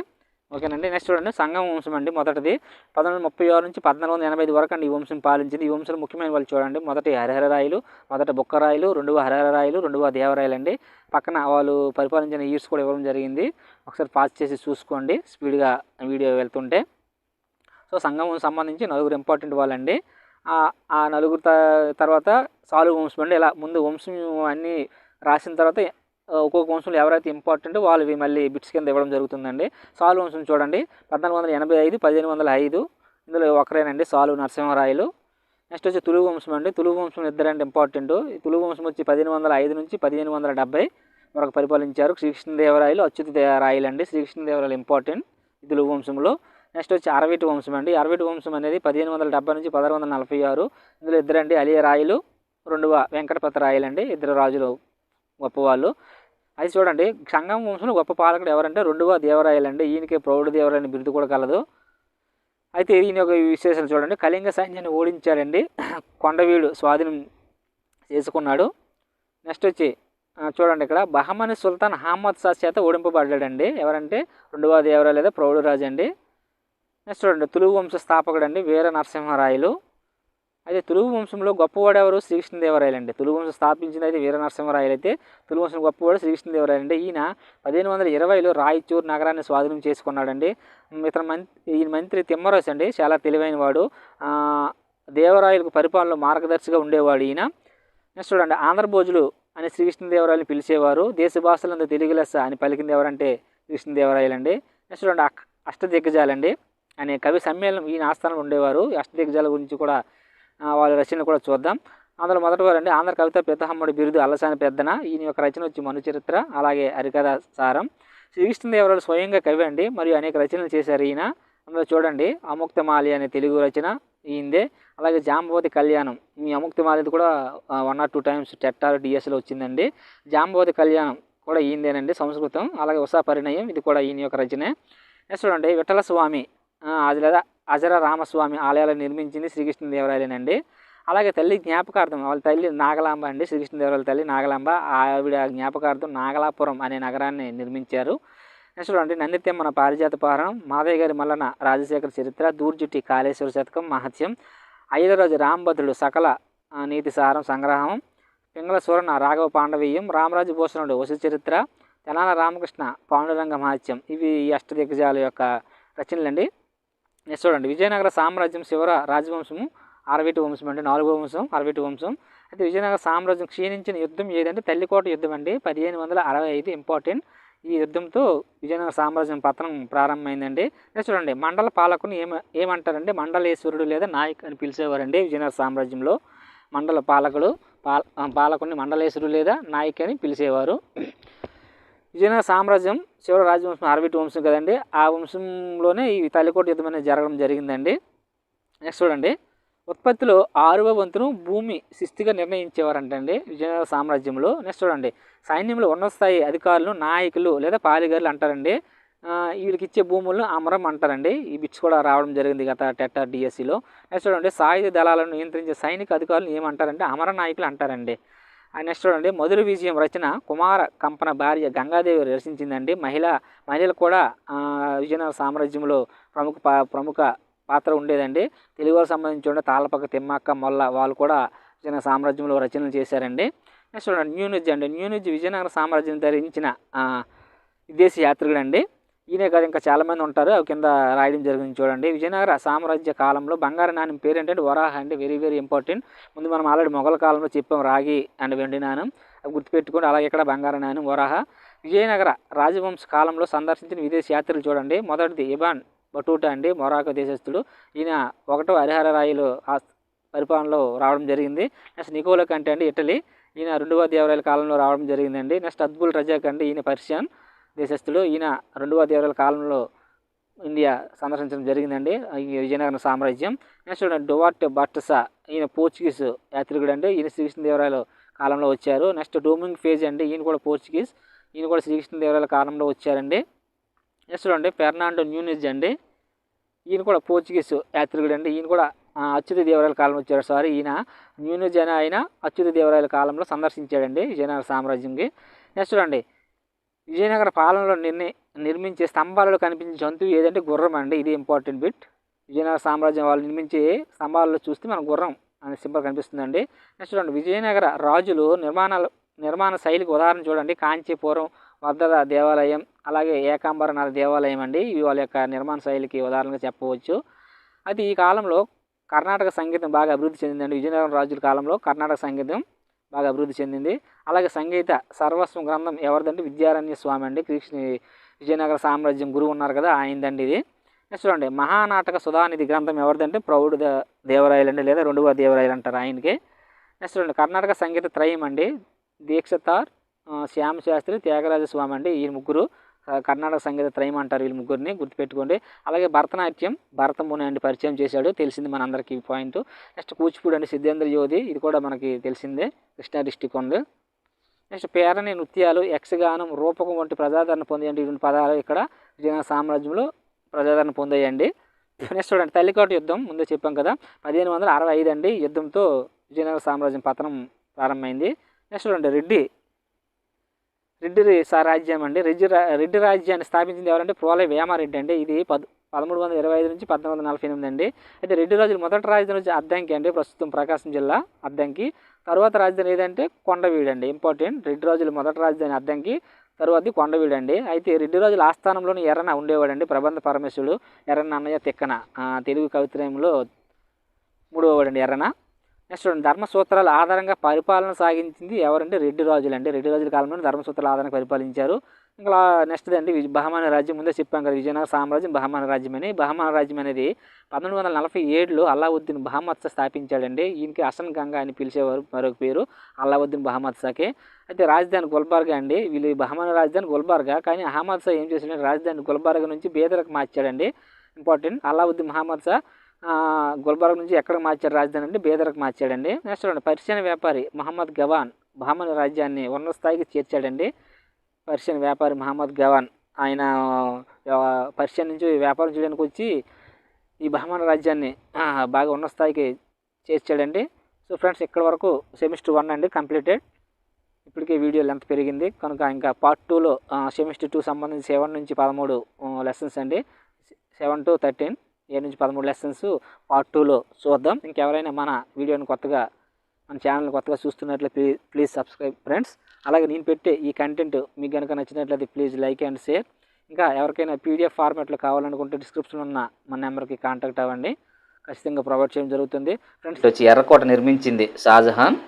సో ఇంపార్టెంట్ పాయింట్స్ అండి ఇవి. బాబర్, హుమయూన్, షేర్షా, అక్బర్, జహంగీర్, షాజహాన్, ఔరంగజేబు, ఈ వరుసగా ఎవరెవరు పాలకులు పరిపాలించారనేది ఇక్కడ రాయడం జరిగింది. వాళ్ళ సంవత్సరాలు కూడా ఇవ్వడం జరిగింది, ఇంపార్టెంట్ అండి. మొఘల్ సామ్రాజ్యం సంబంధించి ఆ సంవత్సరాలు కూడా ఇచ్చే అవకాశం అయితే ఉంది. ఈ ఆర్డర్స్ కూడా గుర్తుపెట్టుకోండి, ఒక ఆర్డర్లో గుర్తుపెట్టుకోండి, అడగడం జరుగుతుంది. ఇక్కడ వీరు పాలనకు వచ్చేటప్పుడు రాజరిక పాలన, శుభాలు, సర్కారులు, పరగాణాలు, మున్సబుదారు, జబ్దు, నూతన విద్య, రెవెన్యూ విధానం, ఇవన్నీ ఇంపార్టెంట్ ముఖ్యమైన పదాలండి. దీని గురించి మనం తర్వాత చూద్దాం, ఉంటాయి లెసన్స్ వస్తాయి. సో ఇది ఓవరాల్గా ఇంట్రడక్షన్ అండి ఇది. సో ఇక ఫస్ట్ బిట్ చూడండి. భారతదేశంలో మొఘల సామ్రాజ్య చరిత్ర 1526 నుంచి 1857 వరకు సాగింది. ఫ్రెండ్స్ మనం కింద అండర్లైన్ చేసే ముందే చెప్పాం, వెరీ వెరీ ఇంపార్టెంట్. అలానే బిట్ అయితే కొంచెం అప్లికేషన్ టైప్ ఫ్రేమ్ చేస్తున్నాడు, అంటే మనం చదువుతున్నాం. అలా ఇప్పుడు ఫర్ ఎగ్జాంపుల్ మొఘల్ సామ్రాజ్యాన్ని బాబర్ 1526లో మొదట పానిపట్ యుద్ధంలో ఇబ్రహీం లోడిని ఓడించి స్థాపించాడు. మనం ఇలా చదువుతున్నాం, కానీ వాడి బిట్ ఏంటంటే కొంచెం అప్లికేషన్ టైప్లో అదే బిట్ని మార్చి ఇస్తున్నాడు, కన్ఫ్యూజ్ అవ్వద్దు. నెక్స్ట్ చూడండి ఢిల్లీ ఆగ్రాలను జయించింది ఎవరంటే బాబర్. మొఘల్ అనే పదం మంగల్ అనే పదం నుంచి వచ్చిందండి. చూడండి సౌసా యుద్ధం అండి. సౌసా యుద్ధం ఎప్పుడు జరిగిందంటే 1539. ఎవరెవరి మధ్య అంటే షేర్షా హుమయూన్కి విన్ వచ్చి షేర్షా విజయం సాధించారు. నెక్స్ట్ కనౌజ్ యుద్ధం అండి. ఇది 1540లో జరిగింది. షేర్షాకు మరియు హుమయూన్కి జరిగింది. ఇది కూడా ఇందులో కూడా షేర్షా విజయం సాధిస్తున్నారు. అయితే ఇందులో ఏంటంటే ఇరాన్కు తరిమేస్తాడండి హుమయూన్ని. నెక్స్ట్ చూడండి హుమయూన్ 1556లో తిరిగి ఢిల్లీని స్వాధీనం చేసుకోవడంలో ఇరాన్ సంవేదిత సాయం చేస్తాడండి. ఎందుకంటే షేర్షా ఇరాన్ పంపించేటప్పుడు అక్కడ ఇరాన్లో ఢిల్లీ సఫావిద్ సాయం చేస్తాడండి హుమయూన్కు. మళ్ళీ 1556లో తిరిగి స్వాధీనం చేసుకుంటాడు ఢిల్లీని. నెక్స్ట్ చూడండి భూమి శిస్తు పద్ధతి, నూతన ద్రవ్య విధానం, తపాలా సేవలు వంటి సంస్కరణ చేసింది ఎవరంటే షేర్షా అండి. షేర్షా వచ్చి సూర్ వంశస్థుడండి. నెక్స్ట్ చూడండి 1545లో పెరంగ్ ప్రేలుడు కారణంగా మరణించింది ఎవరంటే షేర్షా అండి. ఈ బిట్ ఒకసారి వచ్చింది టెట్లో. నెక్స్ట్ చూడండి అక్బర్ తండ్రి హుమయూన్ మరణించే నాటికి వయసు ఎంత అక్బర్ది అంటే 13 సంవత్సరాలు అండి. మొఘల్ పాలకులు గొప్పవాడు. అక్బర్ సమరసుడు ఎవరంటే జైరం ఖాన్ అండి. డైరెక్ట్ బిట్టుకుండా రావచ్చు. అక్బర్ సమరసుడి కింది వాళ్ళు ఎవరిని అనవచ్చు జైరం ఖాన్. అయితే అక్బర్ తరపున పరిపాలన చూడసాగాడండి ఈయన జైరం ఖాన్. నెక్స్ట్ రెండుగా పానిపట్ యుద్ధం 1556లో అక్బర్ మరియు ఏముక్ మధ్య జరిగిందండి.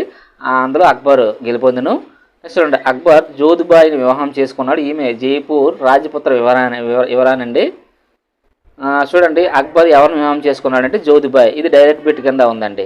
అలా కాకుండా అక్బర్ జోధుబాయిని వివాహం చేసుకున్నాడు కదా, జోధుబాయ్ ఏ రాజపుత్రి యువరాణి అని అనవచ్చండి. జైపూర్ రాజపుత్రి యువరాణి అది కొంచెం డిఫికల్ట్ లెవెల్లో వెళ్ళాలంటే ఆ విధంగా వెళ్తాడండి.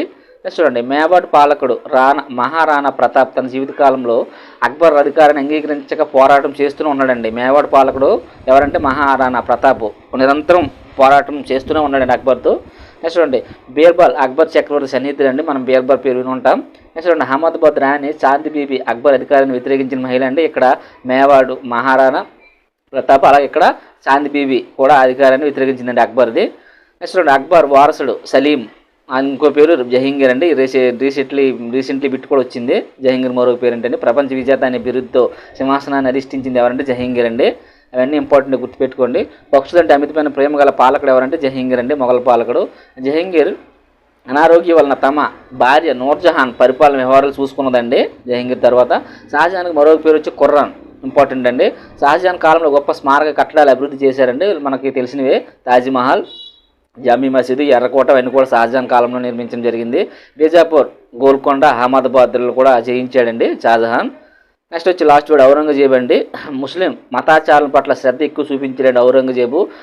మొఘల్ పరిపాలన అంతరించడానికి కారణం కూడా ఈయనే, ఈ సిద్ధాంతాల వల్లనే. అయితే పరమత సహనం పాటించేవాడు కాదు, ఎక్కువగా ముస్లిం పైనే ఉండేవాడు. చక్రవర్తి అయిన టోపీలు కుట్టి ఆహార దుస్తులకు తన సొంత ఖర్చులకు భరించేవాడండి ఈయన.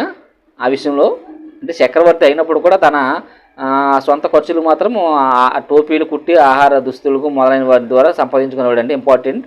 మనము చదివేటప్పుడు చిన్న చిన్న బిట్స్ ఏవైతున్నాయో అవే ఇస్తున్నాడు అండి. కొంచెం మనము లేటెస్ట్ టెస్ట్ ప్రశ్నసార్లు చూసుకుంటే లైన్ టు లైన్ చూడకపోతే బిట్ అయితే పోతుంది. ఇప్పుడు ఈ బిట్ ఉంది చక్రవర్తి టోపీలు కుట్టి అనేది, అది చూడడానికి బిట్లా అనిపించట్లేదు, కానీ అటువంటివి బిట్ ఫ్రేమ్ చేసి ఇస్తున్నాడు, కొంచెం చూసుకోండి. నెక్స్ట్ చూడండి 1685లో బీజాపూర్, 1687లో గోల్కొండను జయించాడండి ఔరంగజేబ్. నెక్స్ట్ చూడండి పరిపాలన సంస్కరణలు ప్రవేశపెట్టింది ఎవరంటే అక్బర్ అండి. సుబాలు మొఘల్ సామ్రాజ్యంలో రాష్ట్రాలను ఏమంటారు? సుబాలు అంటారు. చాలాసార్లు వచ్చిందండి బిట్టు. మొఘల్ సామ్రాజ్యంలో రాష్ట్రాలు గత డిఎస్లో కూడా వచ్చింది. ప్రతి సుబాకు ఒక సుబేదార్ నియమించేవాడు. ఈ సుబాలను సర్కార్లుగా విభజిస్తారండి. సుబా అంటే రాష్ట్రాలు, సర్కార్ అంటే దానిలో సబ్ పార్ట్స్ అండి. అది సర్కార్లు మళ్ళీ పరగణాలుగా విభజిస్తారండి. మన ఇప్పుడు జిల్లా, మండలం, రాష్ట్రం ఎలాగో అదేవిధంగా అప్పుడులో అవి గుర్తుపెట్టుకోండి. సైనిక విధానంలో మున్సబ్దారీ వ్యవస్థను తెచ్చింది ఎవరంటే అక్బర్ అండి. వెరీ వెరీ ఇంపార్టెంట్, చాలాసార్లు వచ్చింది. మున్సబ్దారీ అనే పదం మున్సబ్ కలిగిన వ్యక్తిని సూచిస్తుందండి. మున్సబ్ అనగా హోదా లేదా ర్యాంకు. అయితే మున్సబ్ అంటే 10 నుంచి 1000 మంది సైనికులు ఉంటారండి వాళ్ళ దగ్గర, వాళ్ళకి ఆ మున్సబ్ హోదా వస్తుంది. నెక్స్ట్ చూడండి మొఘలు సున్నీ మతస్థులు. అక్బర్ మత సహనాన్ని పాటించేవాడండి. మొఘలు యాక్చువల్ సున్నీ మతస్థులు, అయితే అక్బర్ మాత్రం అన్ని మతాలను చూసేవాడు. హిందువులపై జిజియా పన్ను రద్దు చేసింది కూడా అక్బరే. ఈ జిజియా పన్ను అయితే ఔరంగజేబు వేయడం జరుగుతుంది. చూడండి ఇస్లాం సిద్ధాంతాలను ప్రజల నైతిక జీవనాన్ని పరిశీలించడానికి ఔరంగజేబు మతాధికారులు నియమించాడని వీరిని మతవాసిబ్ అంటారండి. నెక్స్ట్ చూడండి జిజియా పన్ను మొదటగా తెచ్చింది ఎవరంటే Qutbuddin Aibak. Very very important.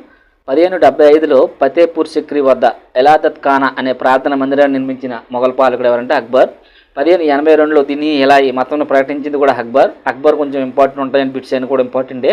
Next చూడండి, దీన్ని హిలాయి అనగా అందరితో శాంతి లేదా విశ్వజనిత శాంతి అని అర్థం అండి. మనము సింబల్స్ ఇచ్చేది చూడండి ఇక్కడ కామాసు, అటువంటివి మరీ ఇంపార్టెంట్ అండి. ఖచ్చితంగా ఎగ్జామ్ పాయింట్ వ్యూలో రావడానికి అవకాశం ఉంటుంది. ఎందుకంటే వాడు టెక్స్ట్ బుక్ బేస్డ్ ఇస్తాడు కనుక టెక్స్ట్ బుక్లో ఇన్వర్స్ కామాస్ ఉన్నవి మ్యాక్సిమం ఇవ్వడానికి ట్రై చేస్తాడు. అవి వాళ్ళకి ఎగ్జామ్ పాయింట్ వ్యూలో రాసి పేపర్ తయారు చేసేటప్పుడు వాళ్ళకి బాగా కనిపిస్తాయి కనుక. నెక్స్ట్ చూడండి, ఈ దినహిలాయ మతంలో 18 మంది చేరారండి. ఇది ఆస్థాన మతంగానే మిగిలిపోయింది. ఈ దినహి మతం అనేది ప్రాచుర్యంలోకి రాలేదని అర్థం అనమాట. నెక్స్ట్ చూడండి, మొఘల్ సామ్రాజ్యంలో ప్రజల ముఖ్య వృత్తి ఏదంటే వ్యవసాయం అండి. ఇది లేటెస్ట్ ఎట్లో కూడా వచ్చిందండి. మొఘల్ సామ్రాజ్య ప్రజల్లో ముఖ్య వృత్తి వ్యవసాయం. మొఘలే కాదు, సింధు పాలించిన అప్పుడు దాంట్లో కూడా మొఘలేనండి. సింధు పరిపాలన కాలంలో కూడా ముఖ్య వృత్తి ఏంటని అడిగాడండి 13వ తేదీన వ్యవసాయం. ఈ బిట్ నేను చూసా. నెక్స్ట్ చూడండి, సూర్ వంశానికి చెందిన షేర్షా తన స్వల్ప పాలనలో వెండి నాణ్యం రూపాయి అని, దామ్ అంటే రాగి నాణ్యం అండి. ఇది ఇంపార్టెంట్. షేర్షా కాలం ఉన్నటువంటి రాగి నాణ్యానికి మరొక పేరు ఏంటి అంటాడు డైరెక్ట్ బిట్టు, దామ్. వెండి నాణ్యానికి మరొక పేరు రూపాయి అండి. ఇవి ఉండేయండి. అయితే అక్బర్ కాలంలో అత్యంత సాధారణ నాణ్యంగా చలామణి అయింది ఏదంటే ఈ దామేనండి, రాగి నాణ్యం అక్బర్ కాలంలో. నెక్స్ట్ మొఘల్ వ్యవస్థలో అక్బర్ కాలం నాటి రెవెన్యూ పాలన ఏమంటారు, జబ్తు అంటారండి. వెరీ ఇంపార్టెంట్, చాలాసార్లు వచ్చింది. అయితే జప్తు విధానం అక్బర్ రెవెన్యూ మంత్రి రాజా తోడర్మల్ పర్యవేక్షణ బాగా అభివృద్ధి చెందిందండి. ఈ జప్తు విధానం అంటే ఏంటి తెలుసుకోవాలి, ఎవరి కాలంలో వచ్చింది, ఆ మంత్రి ఎవరు దాన్ని అభివృద్ధి చేసేందుకు కూడా గుర్తుపెట్టుకోవాలి. అయితే ప్రజల శిస్తు 1/3 వంతు నుండి సగం వరకు శిస్తుగా నిర్ణయించి దాములలో చెల్లించేవారండి. ఇదే జప్తు పద్ధతి. 3 వంతులు 1 వంతు ప్రజల శిస్తుగా చెల్లించేవారండి. ఇదే జప్తు పద్ధతి. అయితే అక్బర్ చిత్తూర్ రణతంబోర్ మీద సైనిక విజయాల తర్వాత తన మత గురువు షేక్ సలీం చిష్తి గౌరవార్థం రాజధాని ఆగ్రా నుంచి సిక్రీకి మార్చి ఒక నగరం నిర్మించాడండి. అదే ఫతేబాద్. తర్వాత ఫతేపూర్ సిక్రీగా వచ్చింది. ఇంపార్టెంట్. ఫతే అనగా విజయం అండి, ఇంపార్టెంట్. యూనివర్స్ కామర్స్లో ఇచ్చాడు టెక్స్ట్ బుక్లో. తర్వాత ఇదే ఫతేపూర్ సిక్రీ వెలవబడింది. డైరెక్ట్ పెట్టేది ఫతేపూర్ సిక్రీ నిర్మించింది ఎవరంటే అక్బర్ అండి.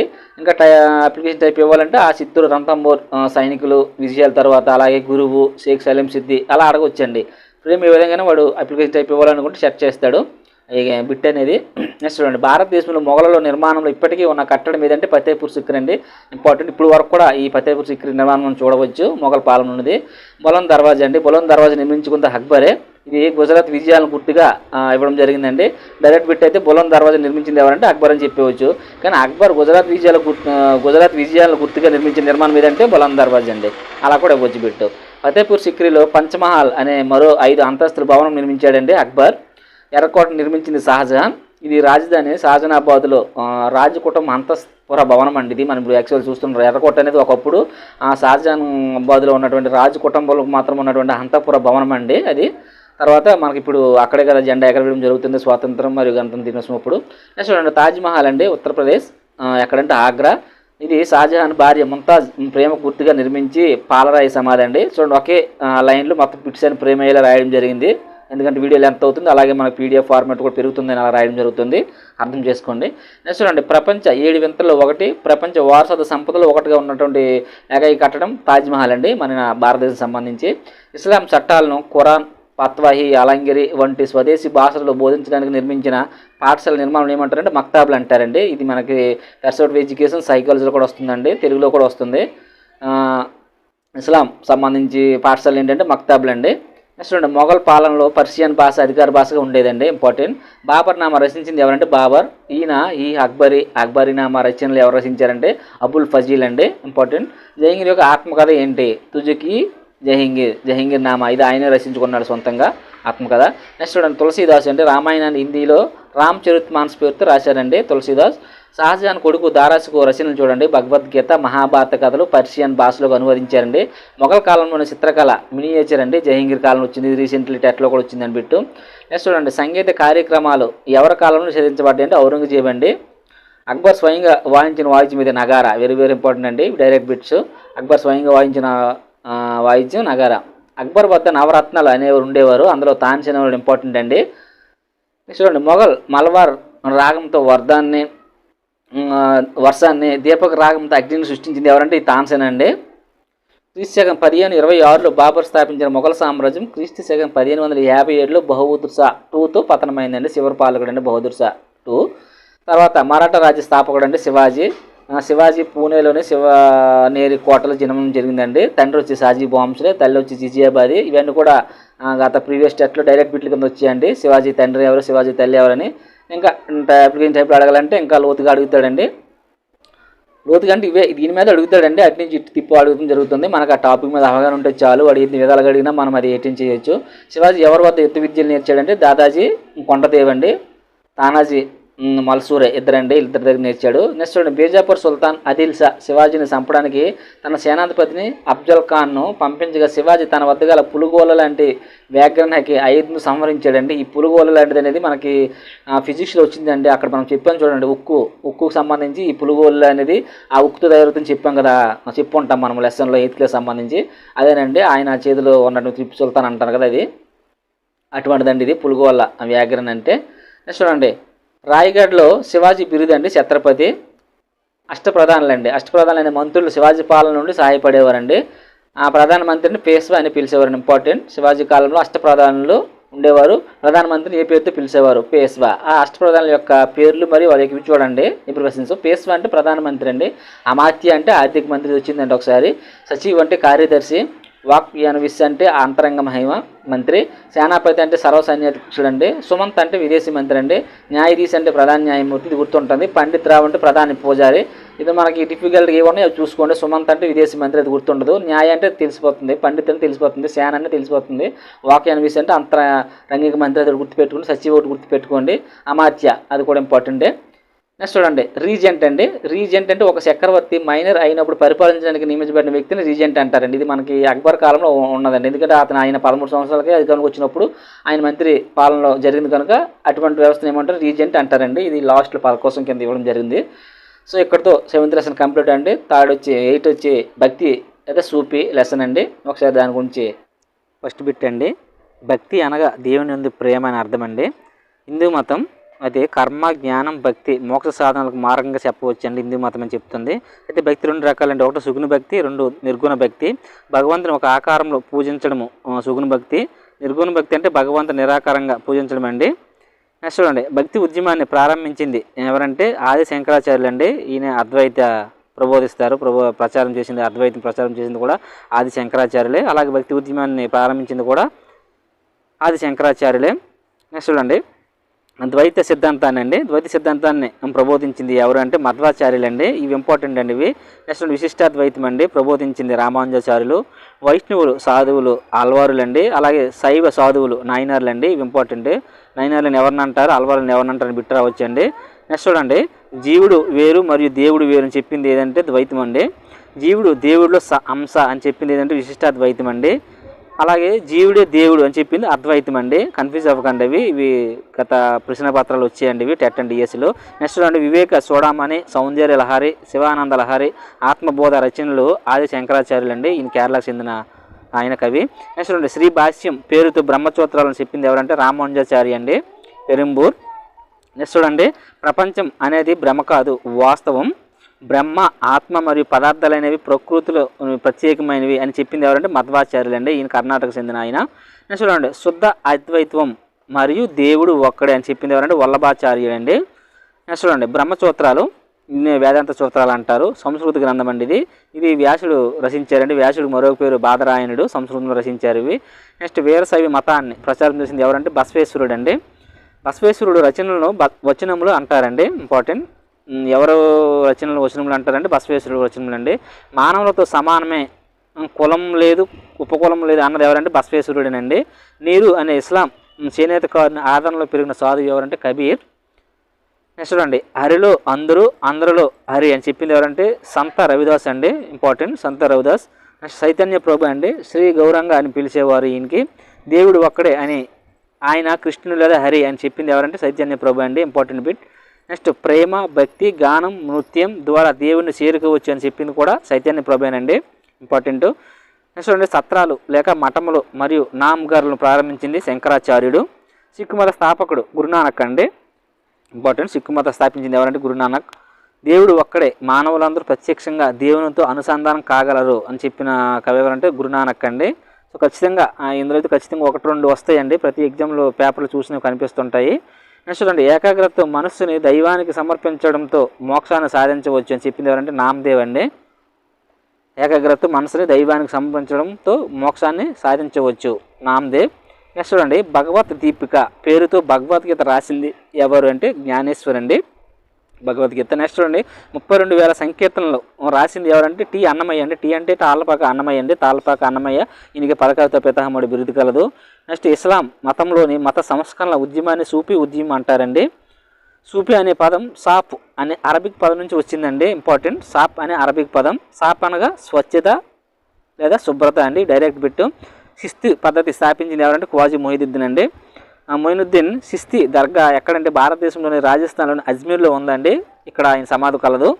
సో ఫ్రెండ్స్, ఇది 8th క్లాస్ సంబంధించి ఇంపార్టెంట్ బిట్స్. 9వ లెసన్ వచ్చి భారత రాజ్యాంగం పరిచయం. ఫ్రెండ్స్, ఇక్కడ నుంచి అయితే సివిక్స్ కింద ఉంటుంది, ఇది సివిక్స్ సంబంధించి లెసన్స్. ఏ చట్టం ద్వారా ప్రావిన్సులు లేదా రాష్ట్రాలు స్వదేశీ సంస్థానాలు కూడిన అఖిల భారత సమాఖ్య ఏర్పడిందంటే 1935 అండి.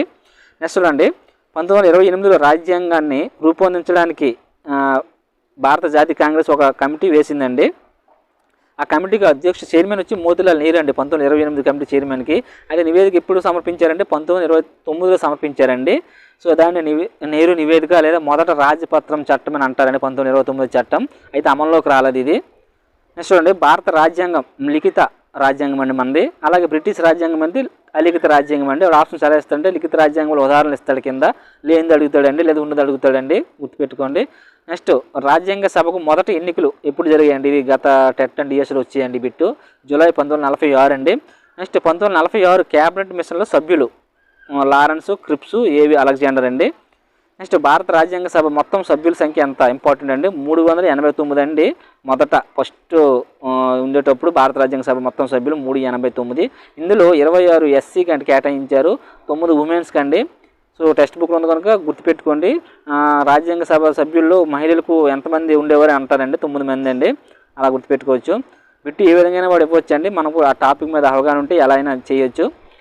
మనము రాసేది ఎగ్జామ్ పాయింట్ ఆఫ్ వ్యూలో వస్తాయని రాస్తున్నాం కనుక ఇందులో ఇంకా ఏమీ విడిచిపెట్టడానికి లేదండి, ప్రతి పాయింట్ కూడా క్షుణ్ణంగా చూడాలి. నెక్స్ట్ చూడండి, 1947 దేశ విభజన వల్ల భారత రాజ్యాంగ సభ పాకిస్తాన్ రాజ్యాంగ సభ విభజించిందండి. 1947 ముస్లిం లీగ్ దాని ద్వారా 2 రాజ్యాంగ సభలు కూడా ఏర్పడ్డాయండి. నెక్స్ట్ చూడండి, భారత రాజ్యాంగ సభకు అధ్యక్షుడు రాజేంద్ర ప్రసాద్ అయితే పాకిస్తాన్ రాజ్యాంగ సభకు అధ్యక్షుడు అలీ జిన్నా అండి. నెక్స్ట్ చూడండి, 1950 జూన్ 24 రాజ్యాంగ సభ చివరి సమావేశం ఏర్పడిందండి. సో మనకు 1950 జనవరి 26 రాజ్యాంగం అమలులోకి వస్తే రాజ్యాంగ సభ చివరి సమావేశం 24 అండి, జనవరి 24. 2 సార్లు రాష్ట్రపతి అయిన వ్యక్తి రాజేంద్ర ప్రసాద్, ఇంపార్టెంట్ అండి. ముసాయిదా రాజ్యాంగం కమిటీ అధ్యక్షుడు బిఆర్ అంబేద్కర్. అయితే ఇది 1947 ఆగస్టు 29 సమర్పించారండి ఈ రాజ్యాంగం, ఇదే ముసాయిదా అనేది. అది మొదట ముసాయిదా రాజ్యాంగంలో 315 ప్రకరణలు ఉండేయండి, 315 ప్రకరణలు, 8 షెడ్యూల్ అండి, ఇంపార్టెంట్ గుర్తుపెట్టుకోండి. మొదట రాజ్యాంగంలో ప్రకరణలు ఎన్ని అడుగుతాడండి, షెడ్యూల్ ఎన్ని అడుగుతాడండి. ఆ తర్వాత ముసాయిదా రాజ్యాంగం సవరణ తర్వాత 395 అండి ప్రకరణలు, 22 భాగాలు, 8 షెడ్యూల్తో. ఇది వెరీ వెరీ ఇంపార్టెంట్. ఇది కూడా 1 or 2 టైమ్స్ అయితే బిట్స్ వచ్చాయండి టెట్ఆర్డిఎస్సిలో. నెక్స్ట్ చూడండి, ముసాయిదా అయిపోయిన తర్వాత రాజ్యాంగ సవరణ సభ చేత 1949 నవంబర్ 26 ఆమోదించి 1950 జనవరి 26 అమలులోకి వచ్చిందండి. Very very important. ఈ 2 బిట్స్ కూడా చాలాసార్లు వచ్చాయండి. రాజ్యాంగం అనేది రాజ్యాంగం చేత ఎప్పుడు అమలులోకి వచ్చింది? 1949 నవంబర్ 26. రాజ్యాంగం అమలు ఎప్పుడు? 1950 జనవరి 26 అండి. ఖచ్చితంగా బిట్ వచ్చే అవకాశం అయితే ఉంది ఫ్రెండ్స్. ఇందులో ఇంకా ఇంపార్టెంట్గా రాసాం కనుక ప్రతి ఒక్కటి కూడా మరోసారి చెప్తున్నాను, చూసుకోవాలి. మనం రాసేదాన్ని అయితే బిట్ అయితే పోవడానికి అవకాశం లేదండి. వాడు ఎంత టఫ్ ఇచ్చినా, ఎంత డిఫికల్ట్లు ఇచ్చినా బిట్ అయితే మనము రాసే ప్రిపరేషన్ నోట్స్లో ఏదో మూల ఖచ్చితంగా ఉంటుంది. ఓకేనా ఫ్రెండ్స్. నెక్స్ట్ చూడండి, డాక్టర్ బిఆర్ అంబేద్కర్ భారత రాజ్యాంగ పిత అండి. 1947 భారతదేశ న్యాయశాఖ మంత్రి ఈయన. భారత రాజ్యాంగ పిత ఎవరంటారంటే అంబేద్కర్ని అంటారండి. నెక్స్ట్ చూడండి, రాజ్యాంగ దినోత్సవం అండి, సంవిధాన దివస్ అంటారు, నవంబర్ 26 అండి, వెరీ వెరీ ఇంపార్టెంట్. నెక్స్ట్, రాజ్యాంగ తయారీకి ఎన్ని రోజులు పట్టిందంటే 2 సంవత్సరాల 11 నెలల 18 రోజులు అండి. ఇది కూడా చాలాసార్లు ఈ బిట్ వచ్చిందండి, గుర్తుపెట్టుకోండి. రాజ్యాంగ సభ ప్రారంభ సమావేశం అండి డిసెంబర్ 13, 1946 అండి, నెహ్రూ దీనికి అధ్యక్షత. అయితే ఈ సమావేశంలో లక్ష్యాలు తీర్మానం చేయడం జరిగిందండి. రాజ్యాంగ పీఠకు మూలాధారం అండి ఇది. నెక్స్ట్ చూడండి, సామ్యవాదం లౌకిక పదాలు 1976లో 42వ రాజ్యాంగ సవరణ ద్వారా ప్రవేశపెట్టారండి. ఇంపార్టెంట్. పీఠిక అండి, పీఠిక కూడా 1-2 సార్లు వచ్చిందండి, అంటే ఆర్డర్ మార్చి ఇచ్చాడండి. చూడండి, సర్వసత్తాక సామ్యవాద లౌకిక ప్రజాస్వామ్య గణతంత్ర వ్యవస్థ అండి. పీఠిక అనేది భారతదేశ ప్రజలమైన మేము అనే దాంతో స్టార్ట్ అవుతుందండి. వాడు జంబ్లింగ్లు ఇచ్చి కరెక్ట్ లైన్లో పెట్టమంటాడండి పీఠిక అనేది. నెక్స్ట్ చూడండి, ప్రాథమిక హక్కులు అండి. ప్రాథమిక హక్కులు భారత రాజ్యాంగంలో 3వ భాగంలో ఉన్నాయండి. ఆర్టికల్ 14 నుంచి 32 వరకు ఉంటాయి. 6 ముందు 7 ఉండేవి. ఆస్తి హక్కు అనేది 1978వ సంవత్సరం 44వ రాజ్యాంగ సవరణ ద్వారా తొలగించారండి. ఆ హక్కులు చూడండి 6 ఇక్కడ ఇచ్చాం. ఆల్రెడీ 8th క్లాస్ మనము హిస్టరీలో కూడా చెప్పడం జరిగింది. సమానత్వ హక్కు, స్వేచ్ఛ హక్కు, పీడన నిరోధించే హక్కు, మత స్వాతంత్రపు హక్కు, విద్యా సంస్కృతి హక్కు, రాజ్యాంగ పరిహారపు హక్కు అండి. సో ఇంకా టఫ్గా ఇవ్వాలంటే ఆ లోపల ఉన్న సెక్షన్లు అడుగుతాడండి. సమానత్వ హక్కు ఎక్కడి నుంచి ఎక్కడికని ఆర్టికల్ 14 నుంచి 18 అండి. సో ఇంకా టఫ్ ఇవ్వాలంటే లోపల ఆర్టికల్ 15 దేన్ని సూచిస్తుంది అంటాడండి. మన టెక్స్ట్ బుక్లో అయితే అంత లోతుగా ఇవ్వలేదు కనుక సరిపోతుంది ఇక్కడ వరకు. నెక్స్ట్ చూడండి, సమాచార హక్కు చట్టం అండి. అక్టోబర్ 12, 2005 నుంచి అమల్లోకి వచ్చిందండి. ఇంపార్టెంట్. విద్యా హక్కు అండి. స్వేచ్ఛ హక్కులో భాగంగా విద్యను ప్రాథమిక హక్కుగా ఎప్పుడంటే 2002 జనవరి 86వ రాజ్యాంగ సవరణ ద్వారా అండి. సవరణ ద్వారా 21A ప్రకరణ ద్వారా చేర్చారండి విద్యా హక్కును. దీని ప్రకారం 6 నుంచి 14 సంవత్సరాల పిల్లలందరికీ ఉచిత నిర్బంధ విద్య అందించాలండి. విద్యా హక్కు అనేది స్వేచ్ఛ హక్కులో భాగంగా విద్యను ప్రాథమిక హక్కుగా మార్చారండి. రీసెంట్ టెట్లో వచ్చిందండి, విద్యా హక్కును దేనిలో భాగంగా ప్రాథమిక హక్కుగా మార్చారని.